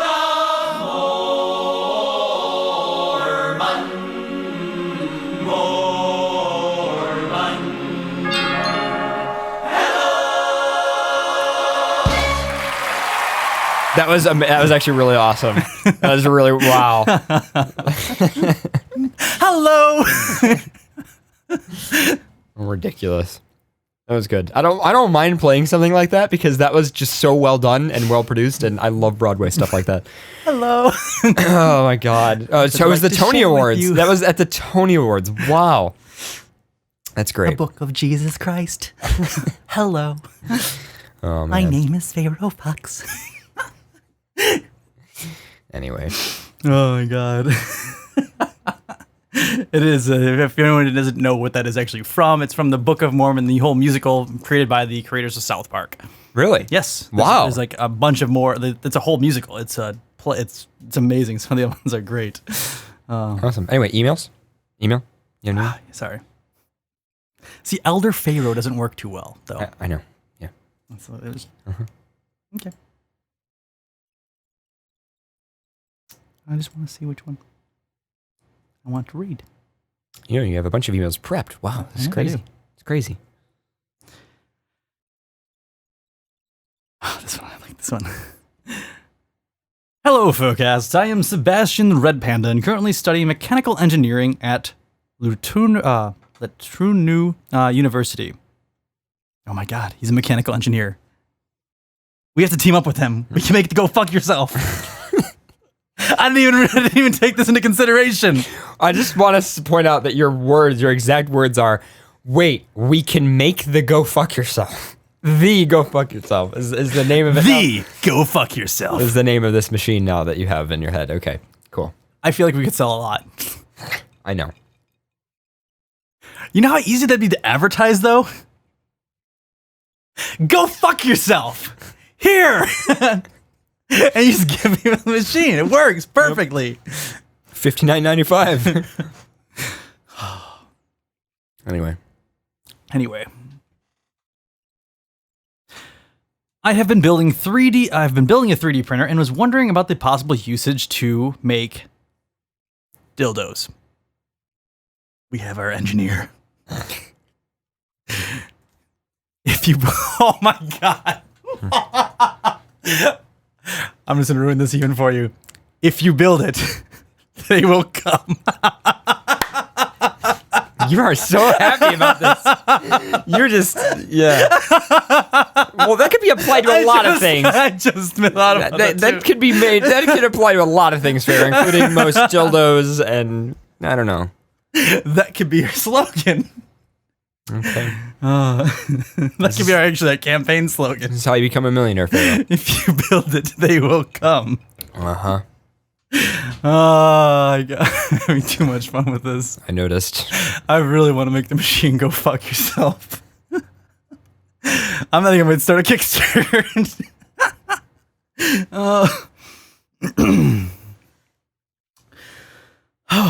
Okay. Possible usage to make dildos. Cough. For small business usage, of course. And cough. But in all seriousness, if I used a flexible filament and I coated it with a liquid latex of something that I could make some very nice toys. Getting to my point, the site, which this is why I had to read this email, www.dildo-generator.com. Read that again for you. For all those who are listening, so you could scribble this down, www.dildo-generator.com, where you can craft your own 3-dimensional version of a dildo that you would like into your body. And there you go. As our chat room goes crazy and visits the website. Anyway, this website has recently gained a little bit of attention and is actually quite cool. If you want some entertainment, look through the gallery. Paradox, how do you think technology will advance in relations to sex? What kind of advancements do you see? This is so relevant right now. Well, you see, the advancements I have planned. Go fuck yourself. You're just so into that. Your faithful listener, Sebastian Longtail. Okay. So, Paradox. And how do you think technology will advance in the relations of sex? I'm not sure because I'm a bad person to ask because I don't own any sex toys. I don't own anything to enhance sex. I don't even use lube when I masturbate. I'm one of those people that's just very, like, even though I have a lot of really, really weird special fetishes when it comes to stuff online, in terms of real life, I'm actually a pretty boring person. So, and also I'm more into psychology and stuff when it comes to like sex stuff. I'm less about getting off. So I'm a really, really bad person to ask that question. I don't know. What do you think, Pharaoh? What do you think? Well, if you've watched most of the stuff that's been kind of developed or comes out of Japan, well, yeah, there's a lot of stuff that has to do with sex and technology. Okay, I could agree that there will probably be like more robotics. There will probably be more, just stuff like that where it's more physical interaction and less stuff online. I think that'll be a thing. It'll be less about connecting and more about. Well, I don't know. I really don't know. I genuinely don't know, nor do I really care. It's not my focus. I hate to be so honest about that. I just it's not something I focus on. I don't really think about stuff like that. So. I'm honestly, I feel like with this idea, we could make money. I am not even joking anymore. I honestly feel that if we developed this and patent go fuck yourself, one, if they let us patent go fuck yourself, we're going to make money anytime someone says it. Okay, maybe. Trademark. Two, it'd be pretty easy to develop because the technology is there. There's the robot where you poke and it pokes you back. All you just change it to is you poke it with a dick and it pokes you back. You are just... Oh my god. Oh my god, Pharaoh. Like, if anyone else develops this, please give me credit. At least something. It don't have to be all, maybe like a 10% or like a 2% share. Just throwing that out there. If someone else gets this before me, just 2%, please. Just something small. I don't really care. But anyway, I would say with the advancement of technology versus sex, if you look at anything that comes out of Japan, most of the stuff that comes out of there is pretty outrageous. I mean, they already have devices that now are like synthetic fuck machines where you stick your dick in the machine and then your partner like fucks herself with a dick and then the machine moves to your partner's vaginal walls or anal muscles and stuff like that. So it's like only Japan. Mm-hmm. I don't know. But it was because they created it so that you could just fuck characters. Only Japan. Sounds like we need to move to Japan. Well, I mean, if you combine that with face rig, then... Face rig. Oh my god. I can't imagine that being sexual at all. Oh my god. You could be a movable dick that has emotions. Alright, so I have an email. Decisions. In line with my previous email, I have made some persona decisions, namely that my main species will be a dragon. However, I have some questions as to paradoxes and everyone else's opinion on more sexually related anatomy change.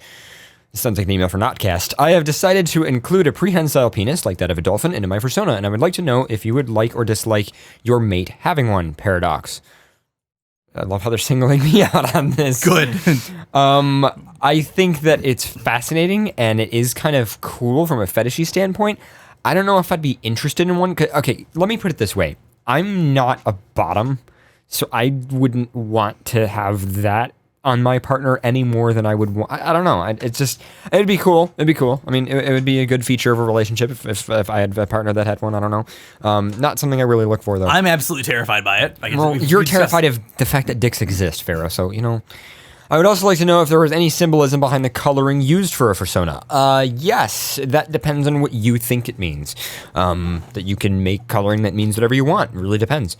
I seem to be having some problems with my fairly new mate, mainly relating that he is a wee bit per se clingy. I understand that he has been hurt in the past from relationships, but I'd like to pursue an open relationship, which leads him to say he has no trust in me now. Help, ? Okay, well then... this is so hard for me to get into. I know what I want to say, but I don't know how to start saying it. The thing with that is relationship genres in terms of like monogamy, not monogamy, open, close, stuff like that, really depend on the type of person. And if someone is bent on the idea that sex or exclusivity is what means trust, then they're bent on it usually. I mean, it's hard to explain. See, the thing is, I would not even get close to someone that was obsessed with exclusivity or monogamy because it just wouldn't happen. Like, if you're into monogamy or exclusivity, you would have a hard time even like getting close to me. Like, it just wouldn't happen because I just don't. There would be no connection there because that's not what I seek. That's not who I am, and that's not what I do. I don't even focus, like that's the thing, it's really about what it means when you connect to someone and how you connect to them and what you focus on. Do you use like the cultural standard of feeling like you're close to someone, or do you use like a more unique thing that's individual to you and that person? Well, I'm more into that. I'm more into like, when I feel close to someone, I want to feel close to them in a way that's not even describable with a label. That's like my goal. It doesn't always happen, but it's just that's the way I think of it.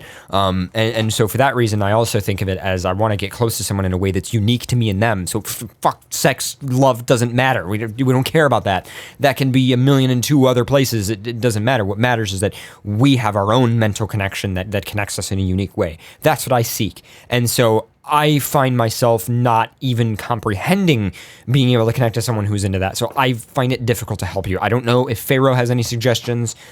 Do you? I don't know with this, what to do about someone who's obsessed with exclusivity and monogamy, or at least thinks that there's no trust if you don't do that. I'm trying to think of like how you would convince someone. I mean, that's like convincing someone who isn't gay how to be gay to me. Well, we had this, I'm not sure if you had this session where there was a friend of ours who was not Jirashi or Bones Kelly. We discussed even, I'm not sure if you were a part of the discussion as well, where a lot of the founded polyamorous relationships actually, or the open relationships, usually are founded from monogamy, to be honest. I've seen a lot of relationships, especially in the furry fandom. Right, but I find that in my experience with polyamory, you kind of just fall into it. You don't really decide on it. You can't really decide on polyamory. You kind of just go, oh, look, we're kind of all in a relationship. Cool, whatever. And then you move on. I don't know, but I think monogamy builds the trust that you have with one another. And then when you have that love and trust for that person, then you can expand outward to, or at least from a lot of the relationships that I've seen, especially in the furry fandom and stuff, which actually, to be honest, I've seen strong relationships that have developed into a polyamory from monogamy than anything else before, because you have such trust in the partner to begin with. See, that here's when the you branch thing. out into a polygamy relationship, that you already have trust that you'll love that one another person, and it's more so that you are okay with having sexual intimacy with other people, but you still go back to that same person for love. So I've seen that a lot, especially in the furry fandom, and it kind of intrigues me, to be honest. I mean, see, the thing you're is, in a different kind of category. I'm different because that trust that you're trying to get from the other person by doing monogamy, I don't want to trust someone for that. Like, that's like alien to me. Why would you even, it just seems arbitrary. I would rather trust someone by just having them in my life all the time and not necessarily attributing some limit to them. I feel like I don't know. I feel really awful about this. That I can't. You've always been different in that aspect, but I think monogamy, or at least relationships, when it comes to monogamy, you kind of find that one person that you connect with on a different level, or a higher level, I would say. And I get that, but I don't feel any need to trust that person. That's me. That's me. I'm weird, and I don't. That's why I can't help you. The thing, someone in the chat room said that what worked for them was when their partners over time showed them that it was okay to be polyamorous, or it was okay to be something else besides monogamous, or something like that. But the thing is, I mean, I don't know. It really just depends. I don't know. It's just, to me, I find it hard to relate to because I build my relationships on not sex or intimacy. I don't know. I'm weird and I feel bad. So, yeah. What was the question they were asking for, though?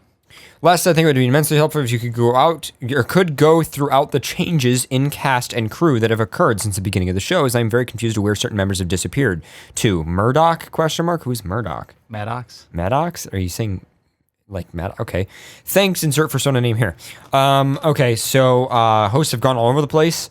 B just got busy with work and is also very introverted, so B doesn't really come on anymore. B is Maddox. Maddox is B. B is the name that Maddox uses after being trans, after coming out as being trans.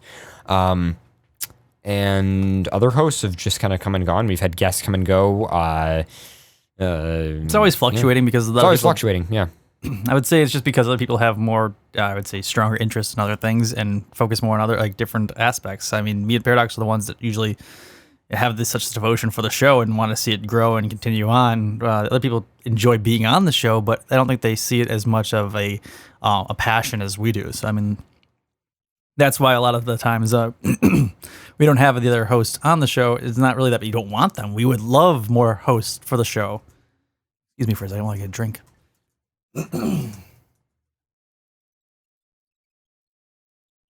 That was your cue to talk so there was dead air so I could get a drink. I was responding to somebody in the chat room for once, so don't kill me there. But yeah, I mean, as for what to do, it's just talk to them and show them that they can still trust you as a person, even though you are not following the thing that they determine has been, or the thing that basically you need to show them that no, you can trust me in other ways. You don't need to trust me with sex or with intimacy. You need to trust me in ways that are separate from that. You need to, you know, like, and that's the thing, like, I've dealt with that before. I've dealt with people who are like, well, I'm not sure if I can trust you. And then like 4 years later, when they're like still have every opportunity to be friends with me, they're like, wow, okay, I guess you're pretty trustable. But it takes time for that because people, what I find and hate is the, even as someone who is monogamous and straight, I'd say what I find and hate in relationships aspects. I mean, we always talk looking about at porn is cheating. No. Okay. Oh, Because yeah, I hate that. that. Yeah, that's that pisses me off. Oh, they looked at porn as cheating. What the fuck is wrong with you? Okay. No, if you touch yourself, you're cheating on me. No. I'm sorry. I don't mean to be like completely not understanding. If I was ever dating a person and they said masturbating is cheating, bye. You're gone. Bye. We're not. No, that is ridiculous to me. You're that crazy one. Yeah. Nope. Anyway, I would say one of the things that's always bothered me, even though I am a monogamous person, is the fact that people will date someone for 5, 6 years, or even 2 years, and there's that whole act of cheating, that they have sex with some other person, and it completely breaks the other person's heart. I can understand being hurt by it, but I don't understand when people break the connection that they have with a person because if this was like a repetitive thing, possibly I'd say, yeah, this is, if they promise not to and they keep doing it again, like, that's one thing. But if I've seen a lot of people that have completely ended years of relationships that they've had so much in common with each other, and because one person, I would say, quote unquote, screwed up, cheated, had sex with someone, had a fling. That's one of the reasons that I have a hard time watching TV, honestly, because TV is all over that. That is like the big, I mean, everything from high quality shows, about politics and culture, like Homeland, to really interesting like sci-fi shows. I mean, anything from Walking Dead to just any like popular TV show, even it's the social norm. And it's all about the one person and then cheating and who's with who and who's having sex with who. And so can I give a comparison to just explain what this is like to me, just how alien this is to me? Imagine that you really like eating grilled cheese and you wish you could have someone to share eating grilled cheese with. So you get with a person and you share eating grilled cheese because this is just like a big thing. For some reason, like you and that person just like are in sync with that and you love eating grilled cheese together. And you do all kinds of other stuff too, but grilled cheese is like something you do. It's like, oh man, I can't wait. You know what's great about you? We can share grilled cheese together. We'll sit down and do it. To me, saying that when someone's cheating means you're going to end the relationship is like saying if you ever eat grilled cheese with anyone else, I don't trust you anymore. That is effectively what monogamy is to me. Like, that's what it's like. To be honest, out of all the analogies that you've given to me over the years that I've known you, that is probably the best one you've ever given me. That's what it's like to me. Grilled cheese is fucking awesome, but and I don't get me wrong, I agree that maybe sharing grilled cheese is special between those two people, but that doesn't mean that you having grilled cheese with another person means you can't trust that person. It's just fucking grilled cheese. But if you promise to have grilled cheese with one person and then you bail on them and have grilled cheese with another... That's being a dick, I agree. But that doesn't mean you should end the relationship. All right, I just want to make that sure, because I just want to make sure we're on the same level, that being a dick. No, I agree that you shouldn't promise monogamy and then that makes you a dick. If someone says, I'm not going to have sex with somebody else and then does, then I would consider that cheating, but I'm just saying... Now, the curiosity thing is I've seen a few people that have switched it and say Me. So let me get this straight. I know what you're going to say. You can have sex with anyone, but you can't love anyone else. No, I was going to go with something completely different. Because that needs a different analogy. Yeah, I wasn't using that one. Go back to the grilled cheese. So say we're eating grilled cheese, me and you. Are you trying to say something? No, I'm talking about grilled cheese right now. Okay. Don't you take this into a Do you know what grilled cheese means to me, Pharaoh? Apparently now I do know what grilled cheese means to you. Don't touch me with your grilled cheese. I'm never eating grilled cheese with you again. Anyway, what was your point? I don't even have a point anymore. Because now all I think about is eating grilled cheese / not eating grilled cheese with you ever in the same room. Because now what I'm going to think of is it's like I'm cheating on someone because I'm eating grilled cheese with you. I just imagine you call your wife and you're just like, honey, I have something to tell you. Today, me and Paradise ate grilled cheese. Don't leave me. Oh my God. Yeah. Okay. But you were saying when people switch it up. No, I was going to say when. So we have that whole. Say you and me are having grilled cheese. Grilled cheese. We're not supposed to eat grilled cheese with anyone else. But then I go and have grilled cheese with another person. You don't actually get mad at me for having grilled cheese. You get mad at the other person for having grilled cheese with me. Oh, I understand that. I am definitely envious. Like, I remember a time back with me and my mate a few years ago. I remember he went to a con and was doing something with someone else, and he texted me to tell me. And I was upset because I was upset because I'm like, damn it, you're getting sex with somebody and I'm not getting sex with somebody. So it wasn't a jealousy thing, it was more of an envious thing. Where I'm more envious that they get to be with like a cute, like I'm upset that they're with a cute person and I'm not with a cute person or something like that. But anyway, as for the love thing, that's like saying like, oh, you can have sex with someone else, but you can't love someone else. That's like saying you can have grilled cheese with other people, but you can't enjoy it. Which is so if I eat arbitrary. my grilled cheese with pickles, is that too kinky for you? I don't know, man. You need to give me some time to think about that one. That's a little too much. What if I do 4 cheeses? Oh God, No, I'm changing it up. It's not American anymore. I think we need an open relationship. You need to start enjoying these cheeses. You can go enjoy that with other people. You and me, it's just one. It's cheese, butter, bread on a frying pan. Nothing. No, it's very bland. It is very. I feel like I need to go outsource my grilled cheeseness. Well, with other people. then you go eat grilled cheese with other people. Kinky fuck. Anyway, so now I have the craving for pickles. I really want a pickle right now. I can never tell can I say something? There's 2 types of pickles, and there's one I hate and one I love, and I don't remember which one is which.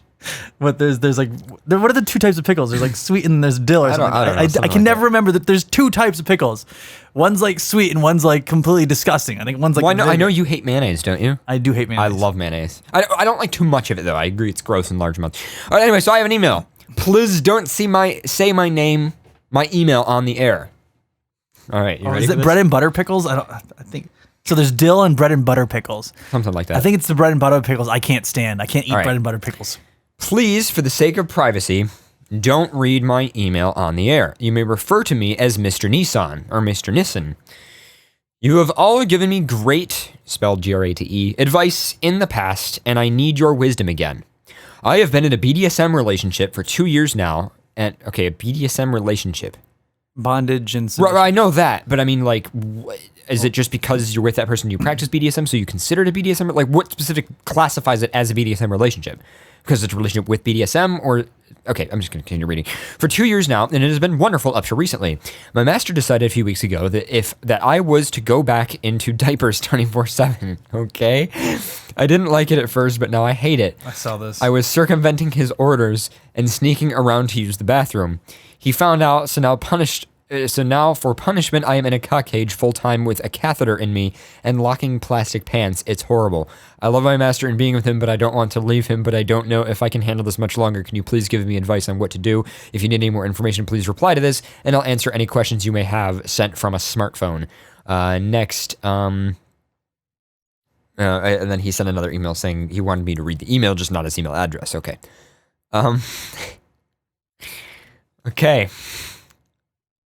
Pharaoh, I'm gonna let you reply to this one. I don't know if you have any suggestions for this one. The camera's not even on me, but that was the face I was making. Yeah, right there.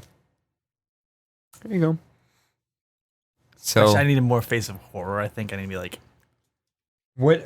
I feel like, okay, forgive me, person sending this email, if this is serious, but this feels like satire. So forgive me for laughing, but oh my god, I believe it could be a real thing. Being a part of even the local BDSM community, which I've gone to, and Munchins, not I would say the actual events or anything like that. I don't do that. I just like meeting people, to be honest. Right. And BDSM community is actually very similar to furry, surprisingly. It's kind of strange that way, but anyway, regardless, there are definitely people out there that are into this and stuff that is a little bit more extreme, and I can't do it. It's just very like how you look at monogamistic relationships. I look at BDSM relationships, or I'll just leave it at BDSM relationships as very strange. I don't think it's as much strange, but it's more the fact that you're having problems because of it breaks the point of BDSM. Because the point of BDSM is not necessarily. Sometimes having the problems with is what creates the BDSM. That's why it's weird. Okay. Honestly, the whole point of creating problems is a part of I know. That's why I go with my strange. Okay, I'll just put it as strange. I'll put it in the definition category strange. Not to everyone, just to me, strange. But I mean, if that's what gets you off, that's fine. Do it. But it seems like it's not getting you off. That seems like it's causing his life to be the quality of life to be reduced. Or is it getting him off just by the humiliation of not having any control? That's the whole thing here. Right. Yeah. Sorry, I'm playing with the graphics too. I can't. I don't know. I can't. I think that's up to the person who wrote the email. I think they need to. But the person is in the chat room. Person is in the chat room right now. If I need to answer any questions, looking forward to. Okay, so person who emailed this in, is this contributing to you enjoying the sexuality with them, or are you more into them doing it only when you have sex and not necessarily carrying it over? Because BDSM relationships don't always have to be about sex, because there's sometimes that control of not being able to control yourself. So, I mean, is it just getting too extreme? If that's the case, then maybe ask for it to be toned down slightly. But my suggestions for this are pretty. I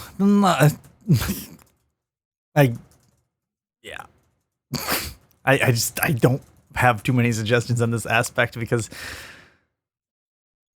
I just don't know. It's difficult. No, it's not getting me off, they say. So person, what I want to know is, it makes me miserable. Well, then it sounds like any relationship, BDSM or not, I think you should just say that you're miserable in the relationship. And to me, it's unless like, you get off by being miserable, then that's... Right, but here's the thing, is it's like, if you're in a BDSM relationship and you do something and that warrants a certain punishment, like, ooh, you're a bad boy, and you get, like, whipped or some shit. I don't know much about BDSM relationships. Deep in the chat room says, use your safe word more often. Well, first of all, you should have a safe word. Second of all, I think you should go up to them and say, listen, I need to talk to you. I'm legitimately miserable. Just like say to them, like, this what isn't if that's getting their me fetish? off. What if that's the fetish of the person in the BDSM relationship? Then you need to say you're not trying to get them off. You need to say I'm not trying to submit to you to get you off, or to get you off, or to even make you feel closer to me. I don't want this anymore. There's or something a very like that. faggoty pink husky in our chat room, and I feel very uncomfortable. I don't know.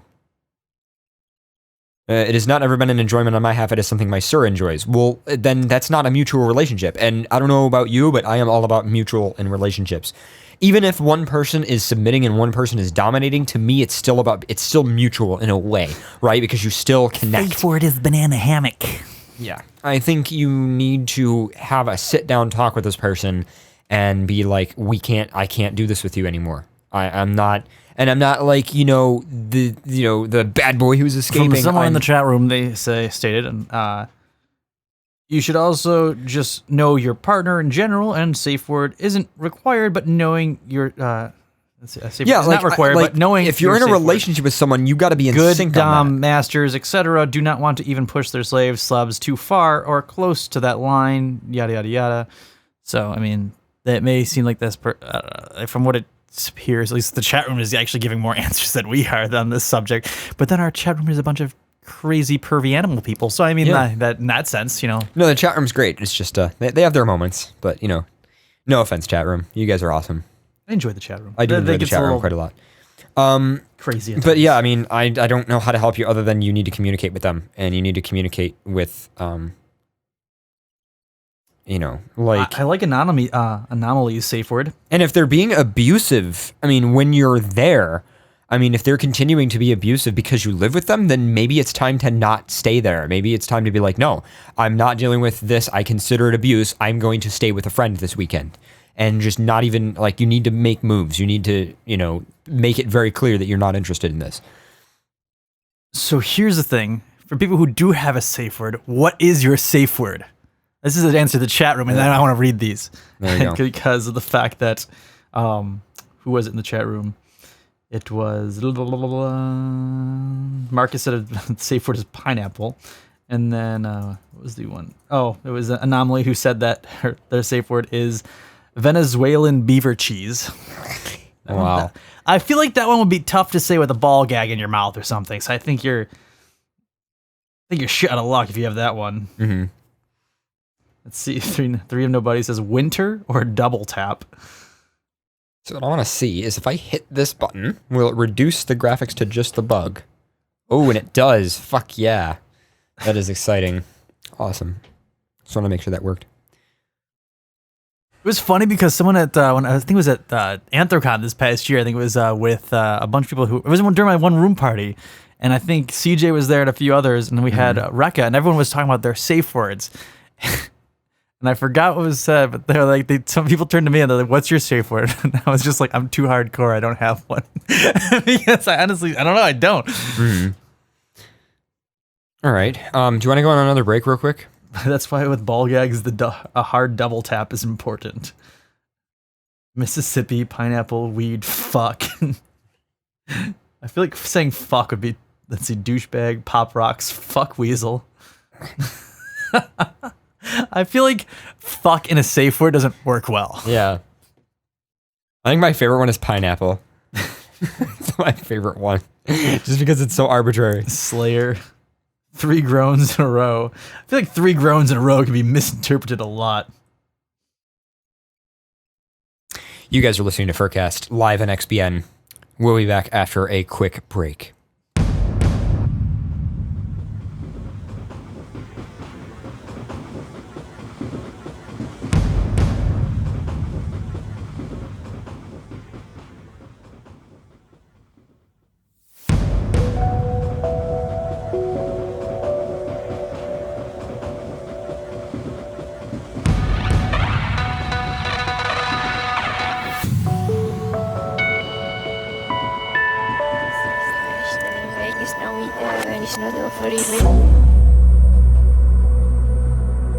What is that?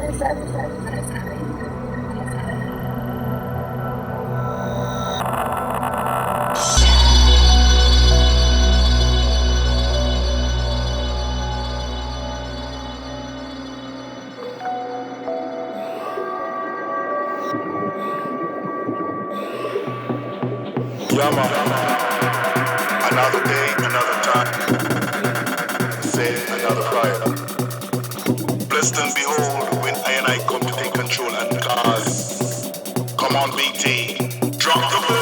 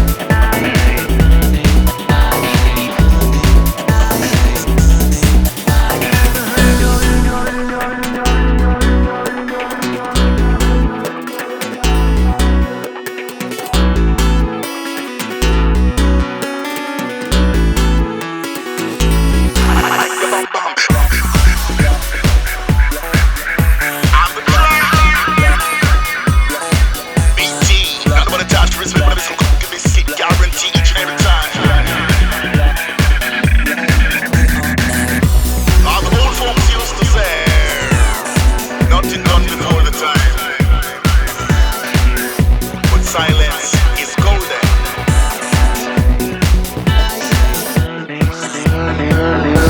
Burning a million torches, and all that bear your name.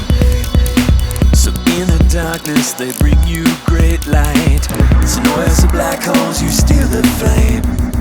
So I'm learning protection from my self-contained light. In a plethora of burning suns, in the blackest of pure twilight. And although I wish to give endlessly, I will not relinquish my sight. Let us linger in our lust together, together in this Parisian garden of light. So in this perfect vase, and in our silent of space, pray the world goes perfectly still. Surrender to our silence, yeah. Let me come, be still in your silence, be silent and hopeful. I like for you to be still in our silence, be golden in darkness.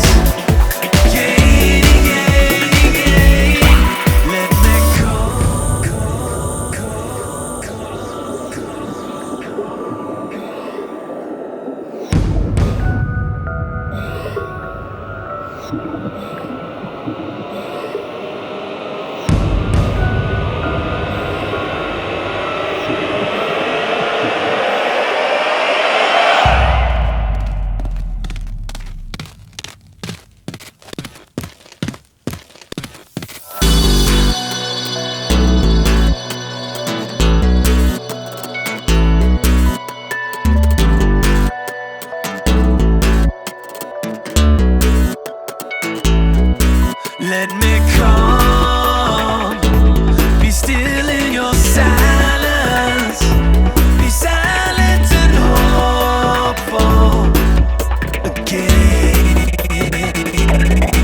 I like for you to be still in our silence, be golden in darkness again, again, again. Let me come, be still in your silence, be silent and hopeful again. I like for you to be still in our silence, be golden in darkness again, again, again. Let me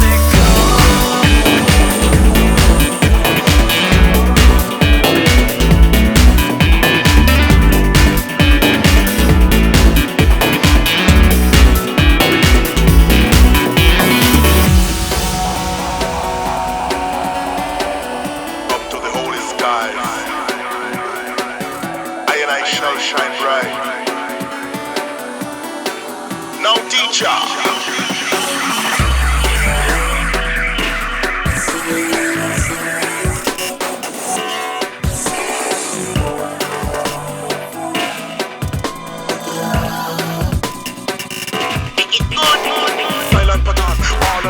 You're listening to FurCast.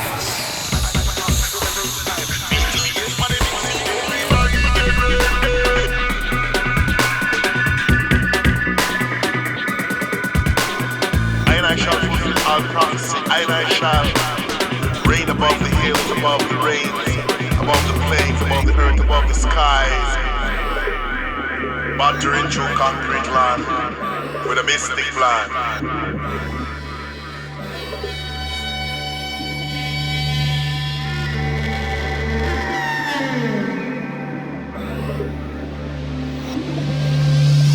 Welcome back to FurCast. Gotta love BT. That was Paris off of his album Emotional Technology, which leads into the next track that is equally as good. Maybe I'll play it in the post show. And in the meantime, I was actually playing with the graphics, seeing if I could get something done, but I guess I can't. I should probably just wait until we actually get the whole thing programmed. I was trying to script up a thing to make it easier for me to switch between the full mode and the small mode and everything. But CJ, I just thought of a great video for me and you to do with Shia. And you know how I was talking in the chat room while we were on break, and you know how there's that whole old thing. Oh, you say Bloody Mary 3 times in a mirror, and she appears. Right. Well, I feel like there has to be one video where it's like if you moan 3 times in a mirror, you hear CJ appears. Because it'd be perfect, because that's how you find him at a convention, is you just moan really loud. That is absolutely how you find CJ at a convention. Like, people think I'm exaggerating or lying. No, if you like scream moan at a convention, you'll hear in the distance a moan, and that'll be CJ. Yeah, pretty much. So there we go. Anyway, are we ready to read more emails and stuff? Sir. Okay. I don't think I added yours to my email thing. No, I don't think you did. Which ones? You were too busy doing something, and I was too busy playing with the graphics. Just send the ones that you're reading to me, and just via, or just send like the title and the message. I don't know. Oh, the one was this one. It was anonymous. Here. Not made mistake. Sorry, it was the academic question. Or no, that wasn't it either. I marked it as red, I think, accidentally. Let me mark this one as red too. Red live. Close. Which one? Hold on. Give me a sec to open the red live folder. Come on, Vera. Right here. Please don't say my name on air. PLZ. Don't say my name on air was the name of that email. Is that the only one you read? I think. Yep, that's the only one I read. There was a second part to it, but it wasn't anything to read. It was just a correction. So that was it. I feel like you read another one. No, I didn't. And oh my god, is the favorite with Mormon? Yeah, I have that one. And there was the technology one.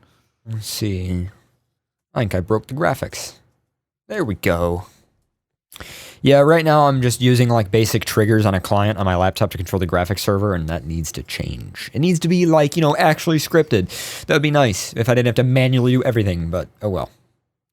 Got to start somewhere, and I'm pretty happy. How are you guys in the chat room? Do you guys like the new graphics? And I know that some people, their opinion might be like, what was the point? Who cares? Why would you work on developing something like that? The thing is, even if it's not entirely relevant to this show, or to improving things in some regards, you have to remember it's an achievement for us as a studio. It's an achievement of what me and the people that I work with and what we can do. It's a capability achievement, and I think that's kind of, I don't want to say it's a certain like a social status, but it's almost like a mental.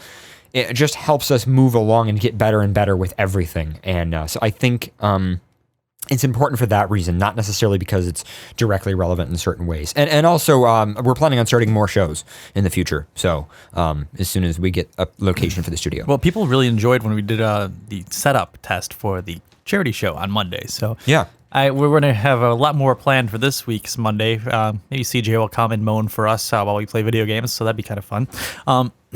But yeah, this week, Monday, this upcoming Monday, if anyone who's listening, probably the show won't be out before they can hear it, but we'll be recording the second part of our Extra Life campaign, and I would say if it goes, well, I think people actually wanted to see us actually, even though it's been done so many times before by so many different other people on YouTube, people were saying it'd be awesome, at least from what I got from Monday. If we did a Let's Play. If me and Paradox we did a Let's Play of us playing different games and giving commentary on it, which... That's effectively what our game stream was. I mean, to be honest, it'd be kind of fun. I mean, but I wouldn't really do it to try to gain viewers. I would do it because I would just do it to have fun more so than anything else. So, but yeah, if you guys have any suggestions, let me take this moment. Survey. Yeah, take the survey. FurCast.fm/survey. Anyone can take it, even if you're brand new to the show. Don't worry about it. Take it anyway. It is awesome. It's 15 questions. It'll work, and it works on mobile devices. So yeah, FurCast.fm/survey. Take it. Oh, you know what question I forgot to put on the survey that I just thought of? Are you a furry or not? We ask age, we ask relation to the show, we ask relation to this show to other shows. We ask a lot of relative questions, but I never asked the question on the survey, are you a furry or not? Well, next time. We're going to have more surveys in the future, guys. And if you have any suggestions for survey questions, submit it to the survey because that's one of the things on the survey. So See, Paradox, will all these shows be recorded on site? What do you mean by on site? What do you mean on site? You mean the gaming shows? Yeah, those are. Oh, are the shows recorded on site? Yes, they are. There's 2 separate computers that take place in recording. We can record off-site, but it's not really a point, because the encoders that push us are the system that actually makes our show go live is much lower quality than the system that records the show. So if we're recording externally or outside the studio, that means that our encoding would have to be as good as we want the recording to be, which is kind of shitty, being honest. So, Any multiplayer games lined up for Monday? We wanted to do a group prop hunt with fans from the show. We definitely do want to do prop hunt, yeah. It'll be hard to stream to the show because we have to make sure that it's going to be difficult because who's ever watching the show will know exactly where we are. Oh, fucking cheaters. So if we stream it, we got to either stream something else or what we have to do is only stream the hunters or only the person who's got to find the prop has to sit in the other direction and can't look at the chat room, which we'll have on a projector on the wall. I have that projector that I was using last week. I was trying to hope that we get some multiplayer games in with fans too. So, I mean, well, I can tell you one game, Urban Terror.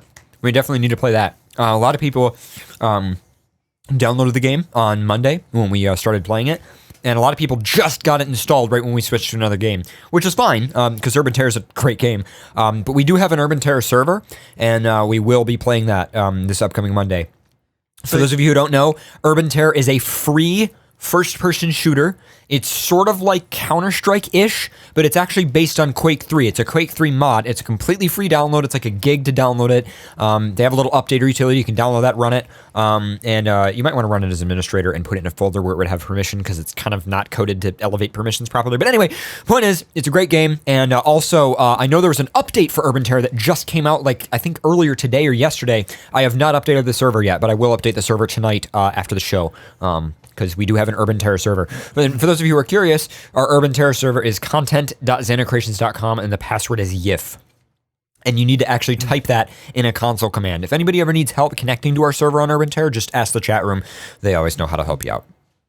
But yeah, so I mean, let's see if there's any other ideas you want us to play for community games or anything like that. At least for the charity show, tell us right now, so I can have it set up. Because that's what I'm doing. I actually brought over a lot of the stuff. I have Mario Party here. I got Mario Kart for the Wii U. That was gonna have. I think I have Just Dance too. We could set it up if we move the table or something like that. It depends on what we feel like it. Also have the gaming PC here now. So if anyone who has a prop hunt or that wants to play prop hunt with us or something like that for our charity show, definitely download it now and get it set up. You need to have, I think, the Counter-Strike maps or something like that, which you can download for free online too. Well, you don't necessarily have to use the Counter-Strike maps. What it's about is it's based on the source engine, which comes with all that stuff. You have to download different map packs. You have to download Gary's mod and stuff. I know. Yeah, and then you have to download separate. Oh, is it it's a mod? It's an actual mod. I thought it was a separate thing on Steam. It's a mod. Oh, it's a mod. Okay. Well, it's Gary's mod, and then inside Gary's mod is the mod prop one. Okay. And there's also, I think there's another one too that everyone really loves to play, and that's the. Well, I would say most people who have Gary's mod on their Steam accounts probably also have Counter-Strike because Counter-Strike's a pretty generic. Counter-Strike's one of those things that almost everyone who has Steam has. I would argue just because of what it is. I mean, but Charity Goat Simulator. I almost said stimulator. Charity Goat Stimulator. Just bring the goat in here. Yeah. Anyway, yeah. Bandit said question 10 should have don't care either way. I mean, I don't know what was question 10. Oh, I know what he's talking about. It was the Patreon thing. Oh yeah, we never really even talked about that. That was what the survey was for, because we were thinking possibly, maybe, depending on if people showed interest in it, doing a Patreon. Mm-hmm. I'm not sure if you wanted to explain that as basically we had thought of the idea of maybe we thought about doing Patreon. We've debated on it several times behind the scenes. And one thing that is apparent is we're not interested in really making. Well, I mean, it's nice to have donation money because that helps out a lot with the shows. I mean, the amount that the show costs a lot of money to run, but we're not really. We don't want to be seen as that. I've always felt Patreon was kind of pretentious, just a little bit. Yeah, maybe either that or it just didn't seem appropriate for the show. But I've had so many people come up to me and be like, "Why don't you have a Patreon?" And it's like, okay. So I'm thinking about it, and I'm like, well, if the fans think we should have a Patreon, then I guess we could have a Patreon, because we have a PayPal donation link, and it's no different. It's just Patreon is reoccurring, whereas the PayPal donation is more voluntary and individual. And there are some people who have actually manually set up PayPal subscription reoccurring payments now, even though we don't have a Patreon. So I mean, it's apparent that people want to support us, which I'm definitely. That is amazing.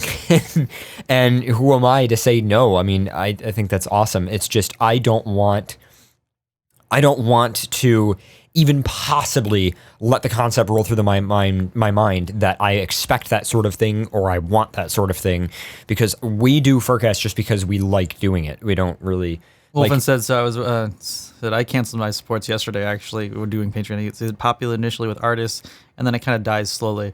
Well, the thing was that if we were doing a Patreon, we weren't gonna do it to make money. 2, all of it would go back into the shows. So what we were even talking about. Well, the other thing is we were discussing as perks. That's the thing. Like if we did a Patreon and you guys supported us on Patreon, there would be you'd get discounts on merchandise. You would get possibly you might get an alternative RSS feed where your episode downloads include the pre and post show. So it'll actually record the pre and post show for you.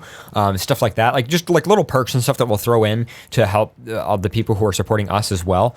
That may or may not cost us some money as well. But even if it does cost us money, that money will come from the Patreon. So in a way, you would get something back. And if we were going to do a Patreon, it wouldn't happen for a few months. We would have a lot of planning, and there would be a lot of, we would need to put a lot of stuff, a lot of effort into it. Because another big thing was that if we did do one, a lot of the money would actually go into probably even us buying different types of merchandise and then either giving it back to the Patreons for their donations, or then selling different types of things to other individuals, and then of course lower end Patreons would get discounts and stuff as well. Yeah, I mean there was a lot of ideas that we had, and we were just shooting them off, more so just in general, just discussing it. But to be honest, it's always seemed a little bit pretentious to me. And yeah, we're basically at the moral level. Me and Pharaoh are very kind of about Patreon. That's the general.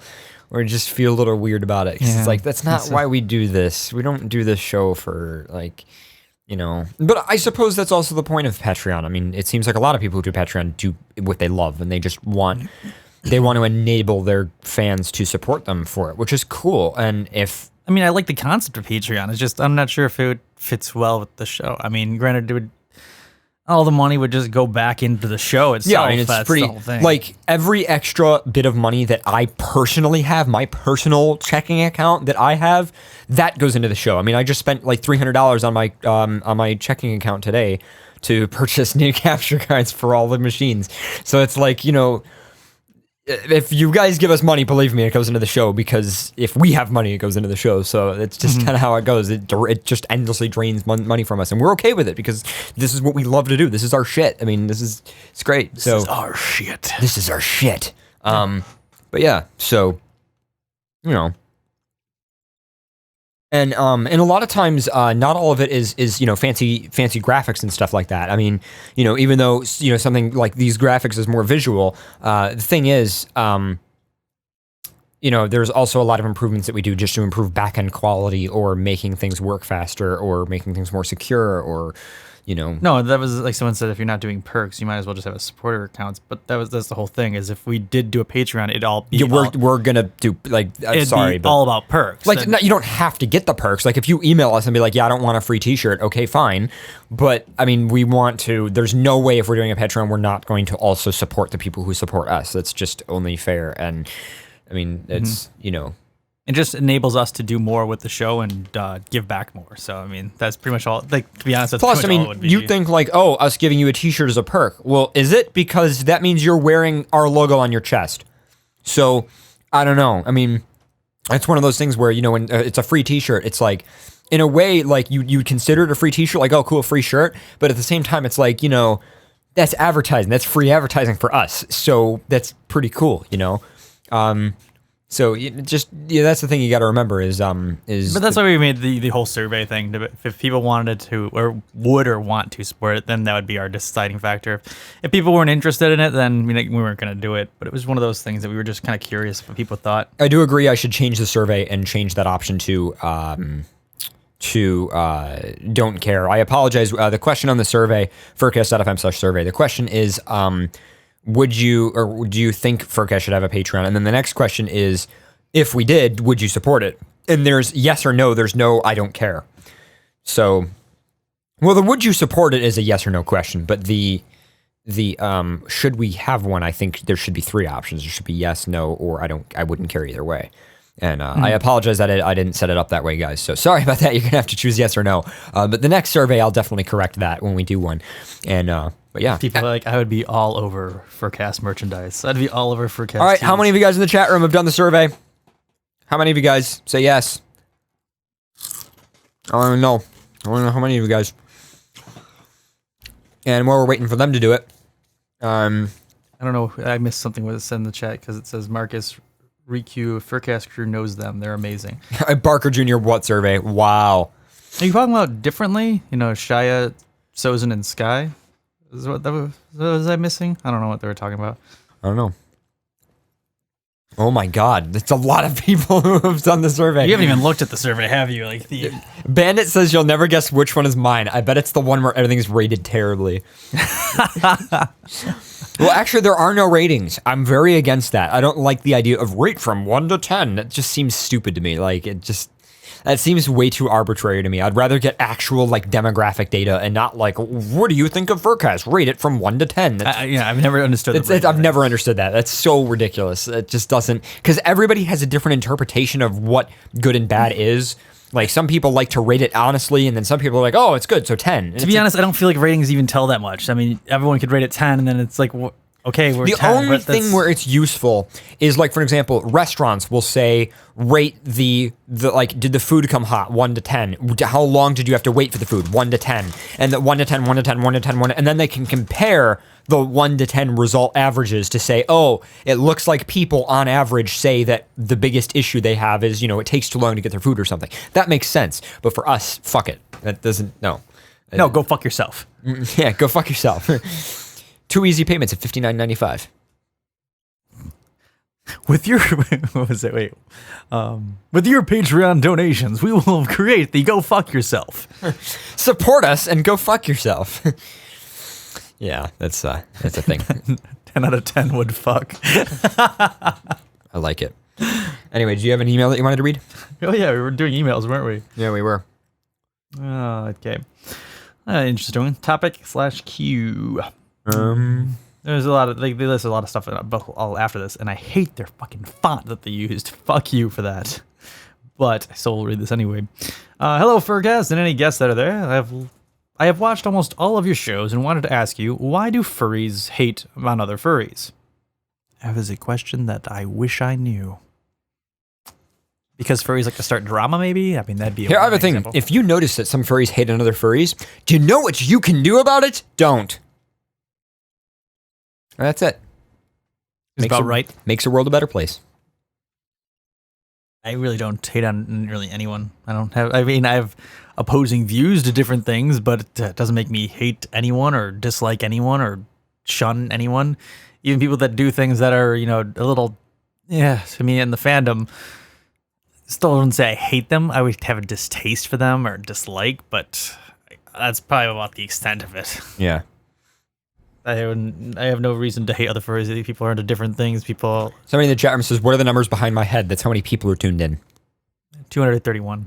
Yep. It's actually lower since we haven't advertised in a long while. We just kind of kept it. Yeah. That's good, though. I would rather have less fans that are more awesome fans than more fans that are just random people. I think our record was, 497? 490 something, yeah. Somebody in the chat room. But we aren't complete douchebags. That's one thing I hate, is I hate people who use other people. That would be one thing that I actually do hate, is people who, use other people or attempt to use other people. I'd like my only pet peeve. Yeah. Anyway, sorry about that. I had to come out about being furry to my family. Sorry, Pharaoh. Are you sorry to me? I don't know. I don't know your family. And a lot of furries hated on this. So, at the time, I was in the furry fandom for about 5 years, and I never seen furries like that. Another thing I saw not long ago was furries hating on gay furries. When does furries hate on gay furries? I thought furries hate on straight furries. Seriously? Are you kidding me? Furries hate on gay furries? Where do you live? What? What con are you at? Well, that's like the opposite of what... I think you got confused and went to the Christian clown place. That's where you probably went. I think so. Clowns for Christ. You must have you took a long turn. You thought it was Anthrocon. It was actually Clowns for Christ, and there was those creepy clowns. You just were so scarred traumatically that you just assumed that it was furries. I mean, that was it. Yeah. Shout out to 3 a.m. Nobody in the chat room, by the way. 3 a.m. Nobody is awesome. I don't know why all the furries have been through so many different things, and we need to help each other out. P.S. Below is our sexualities. I'd love to read them. That's every sexuality known to the humankind. Really don't need to read about heterosexuality, homosexuality, etc., etc., etc. But that's one of the things that actually I remember doing a panel with Anuka at one point in time, and it was the discussion that a lot of the times, while we as a community are close knit, the thing that's kind of negative about that is the fact that we all love one another at the same time we all hate one another when it comes to something that is like a group thing. So even though if there's a dispute in the fandom, a lot of people... You know what that sounds like to me? A family. I mean, it does. Why? Because that's the way families are. You love each other, but you kind of hate each other in some ways. No, I was using it in the term of terminology as like, if there's like something that happens that's good in the fandom, everyone loves it, but at the same time, if there's that one person that screws up or fucks up, even though if that one person didn't affect you or me specifically, all of a sudden it generates hate from, I'm going to use it as an example, me and him, even though we were never affected by the whole situation in whole, it's just that it spreads from the fandom's core to everyone in the fandom. Yeah, I would agree I with usually that. just ignore shit like that, but like so stuff like that I've always just kind of completely ignored. It's never really been a thing for me. Yeah.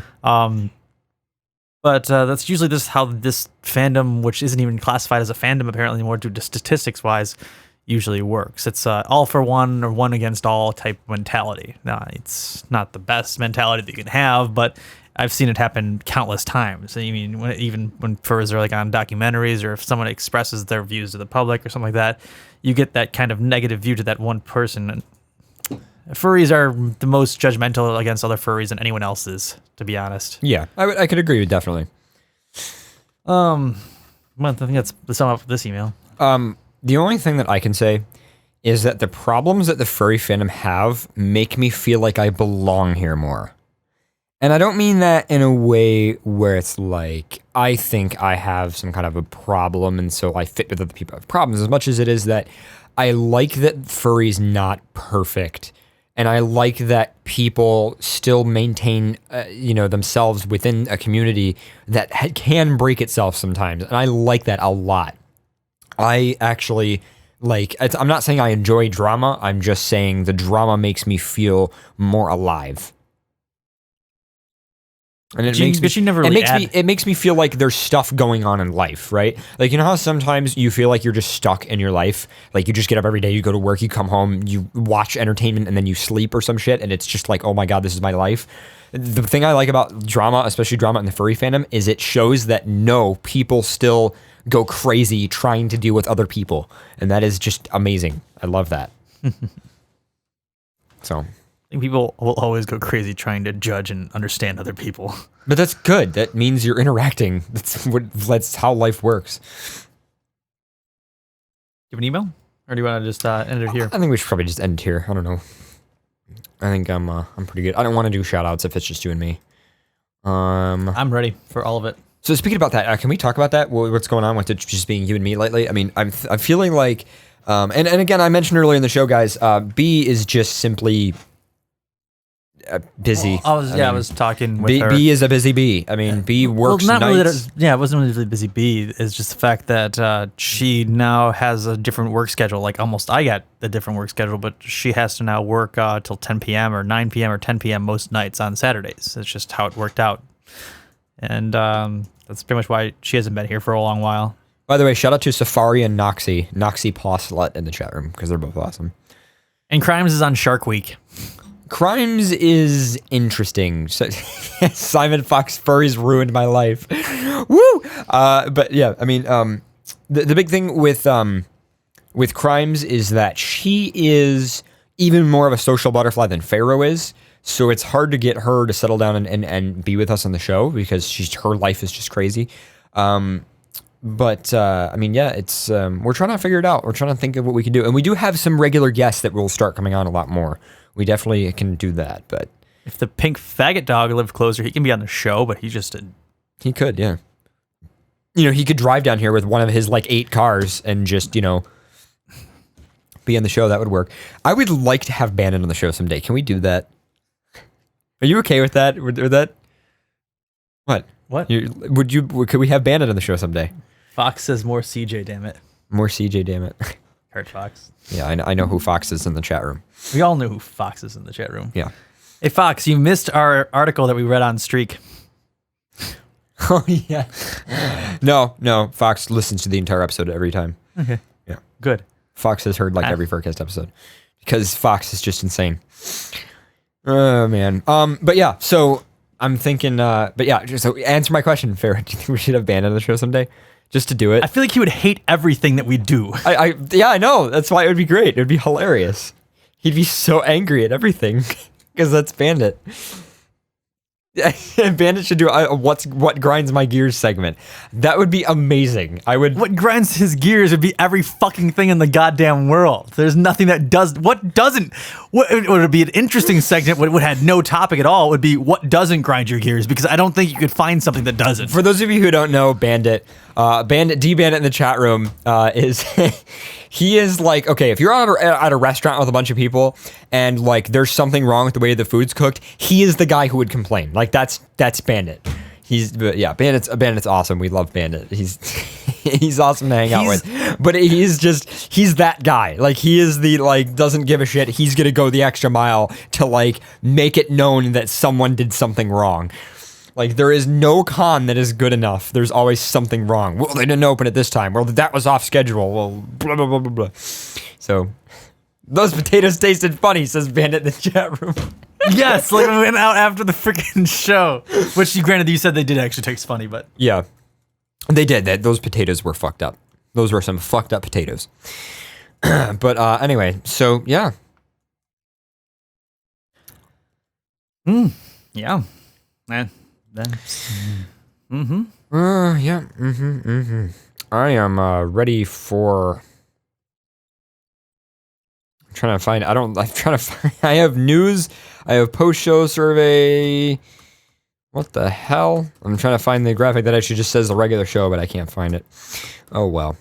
I think we've kind of gotten to the point of the show where we're just kind of chilling, doing nothing right now. Well, I'll read the chat room real fast for them, since we haven't done it in a while, and people are so saddened by the fact that we have not read names.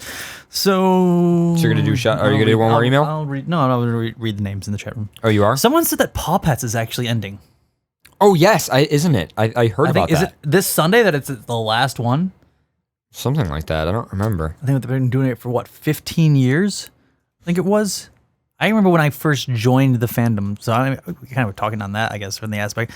I remember when I first joined the fandom, almost since I was 13, so 13 years ago, that I was watching Paw Pets. Whenever Ratchet and Clank, it's before Ratchet and Clank. Fox says no. Apparently, they reconsidered. Oh, they did? Yeah, they did. I know there was a huge, as I was seeing from a bunch of people that were saying that Paw Pets was to do one last show. I hope not. Paw Pets was pretty funny. We need to get with other podcasts and do interviews or something. Wouldn't that be funny if we did a collaborative show with Notcast or some shit? That'd be fun. Not assuming that any of those shows would want to have anything to do with us, but I'm just saying it would be fun if that could happen. We'll combine FurCast and Fur Media for one show of interviews for each other. Would that be interviewception if we just interviewed each other on each other's shows? That would be interesting. I don't know. So as each person was doing a show, we were interviewing the other person? For Notcast Sheathed, says someone in the chat room. I remember Unsheathed. I know there's Act Fur is another really popular one. I know one furry podcast, which is actually a macro micro podcast. It is exclusively about that, which is interesting. I'm trying to think of all the other furry podcasts. There's Fur Media. There's a couple Therian podcasts which have started and gone away. I know there's a poly podcast, a polyamorous podcast. It's not run by furries, but I know it. I just figure it's worth it to shout them out because they're awesome. Size Matters. Fuzzy Notes. Fuzzy Notes is awesome. That is run by what's his name, Potteroo up in Canada, who is the chairman, I want to say, of Camp Feral. He runs that podcast. It's awesome. It's all like classical so many music stuff. fucking people retweeted that and favorited that tweet. The one of me saying, because of the news article we read, I will no longer refer to the furry cons as furry cons. They are now spirit animal parties. All right, you going to do the shout outs? People say they wholeheartedly support this. It's great. Someone said their spirit animal. Devin D. Parlett. Someone in the chat room said my spirit animal's a douchebag. Anyway.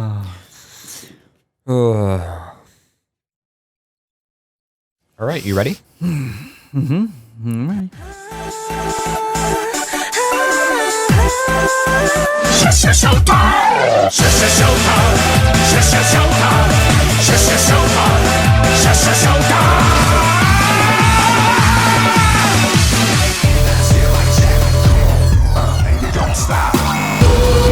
I was gonna say we should get Fox here to do. Why do you have something to say now? I always have something to say now. I break things. I'm a fox. We should get Carfox in the show. Although Carfox doesn't want to be seen on camera. Fuck. We could get around that. Just wear your suit. There you go. He would die. Well, that's a sacrifice I'm willing to make. Burst with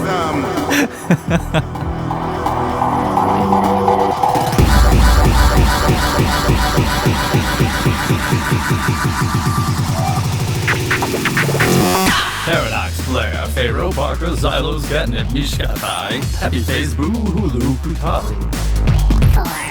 Marcus, Nooch, Techwolf, Allison, Amy 2K, Anomaly, Aphelion Wolf, Aquafox, Arctic Kitsu, Archon, Sutu, Fox. Avantis, Evantal, Fur, Barker Jr., BD Dong, Steeler, Bentley, Dahusky, 88, Black Wolf, X420, Blur, Blue, Blah, Bob, Bry, Chan, AFK, Butter, Golden Fur, Bunsing, Kreisel Cat, Claus Fox, Full, Cody, Fox, Crazy Wolf, Cream, Light, Days, D Bandit, Dark Potato, Dian, Deco, Delta, Demix, The Cax, Denton, Devin D. Parlett, Dirty Eyes, DJ Dragonfire, Dragon Foxing, Draco 19, Dronin, Ergo, Enzo, Anon, Ian the Wolf, Equinox Yote, Farin, Pharaoh's Beard, Bigma, Fishmeister Cod, Blake, Ben Long Time, Company, Fox Wildfire, Foxed, FYL, Geekware, Griffin of Nah, Hashna, Fenfulf, Ice, Insomnifer, Jack, Jacko Wolf, Jerry Sniper Wolf,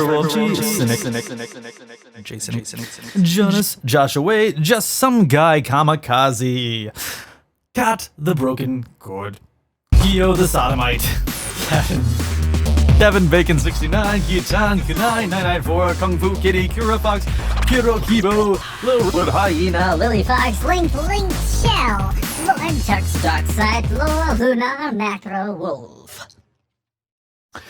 Major the Husk, Jeb Mako, Marshall Fox, Mia Misa, Mommy Sunshine, Moo Guru, My Space Eater, Nanashi Melazar, Nell Squeak, Nana Mel, Name Links, Noxy Paw Slut, Lily White, Phil the Grey Wolf, Phoenix Wolf Neko, Piper _ Polly Puffers, Perzid, Pyrus, Question Boner, Quilla, Random X Black Cat, Rating, Ramus Lupine, Rinsoon, Ryan, Ryuka, Rinith, River Wolf, Wolf to Go, Ryan Klaus Ryder, Rika, a Fox, Sophros, Sapphire Pethera, Shade the Wolf, Shady Titan, Shark Wolf, Shin the Kitty, Ciatus, Silver Wolf, Silver Godamon, Simon Fox, Sky Weaver Surfer, Solar Powered Pegasus, Sorcerer Dale, Spartan 1770, Steel Wolf, AFK, Safaro, Tonka, Tiga, Tenacious Talon, The Phobic Wolf, 3M Nobody, Twilord, Tentafox, Tide, Husky, Varanus, Veril Jr., Verrokin, Vesper, Vincent, Volts Fox, Wire, White Wolf, Wolfbutt, Wolfin, Xenofox, Derek Fox, Zed, Exile, Riley, Extra Fox, Zarko, Zevo, Zakara, Z-Lig, Z, end of the list, and Red Army Phoenix Doll.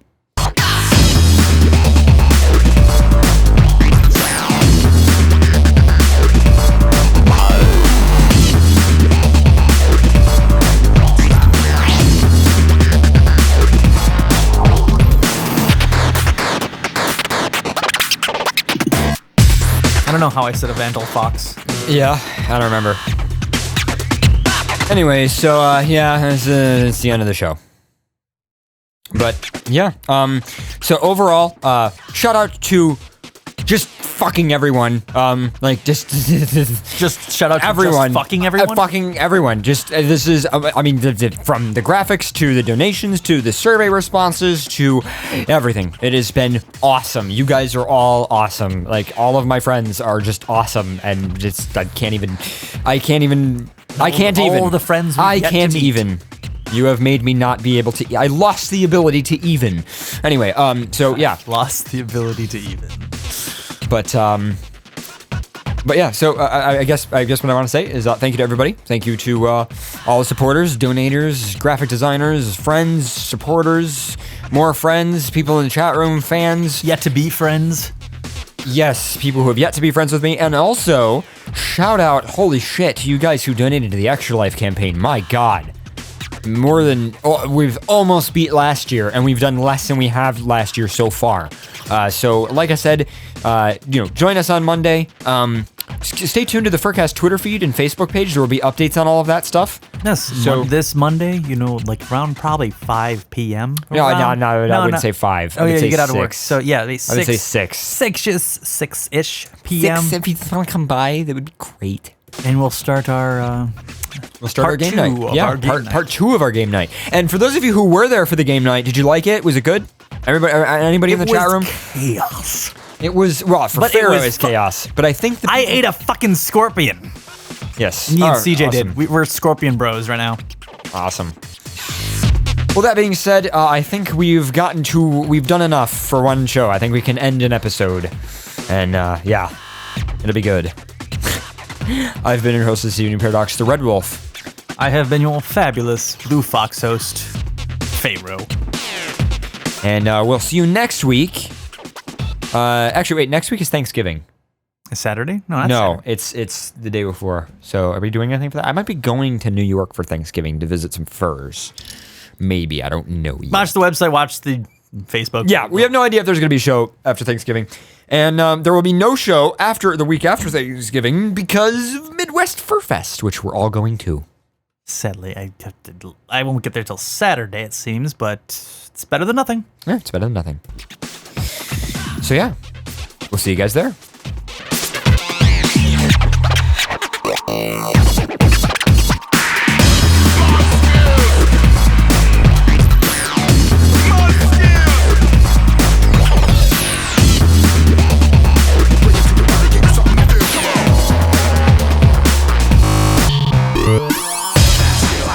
Thanksgiving is in 2 weeks, not 1 week. We get it.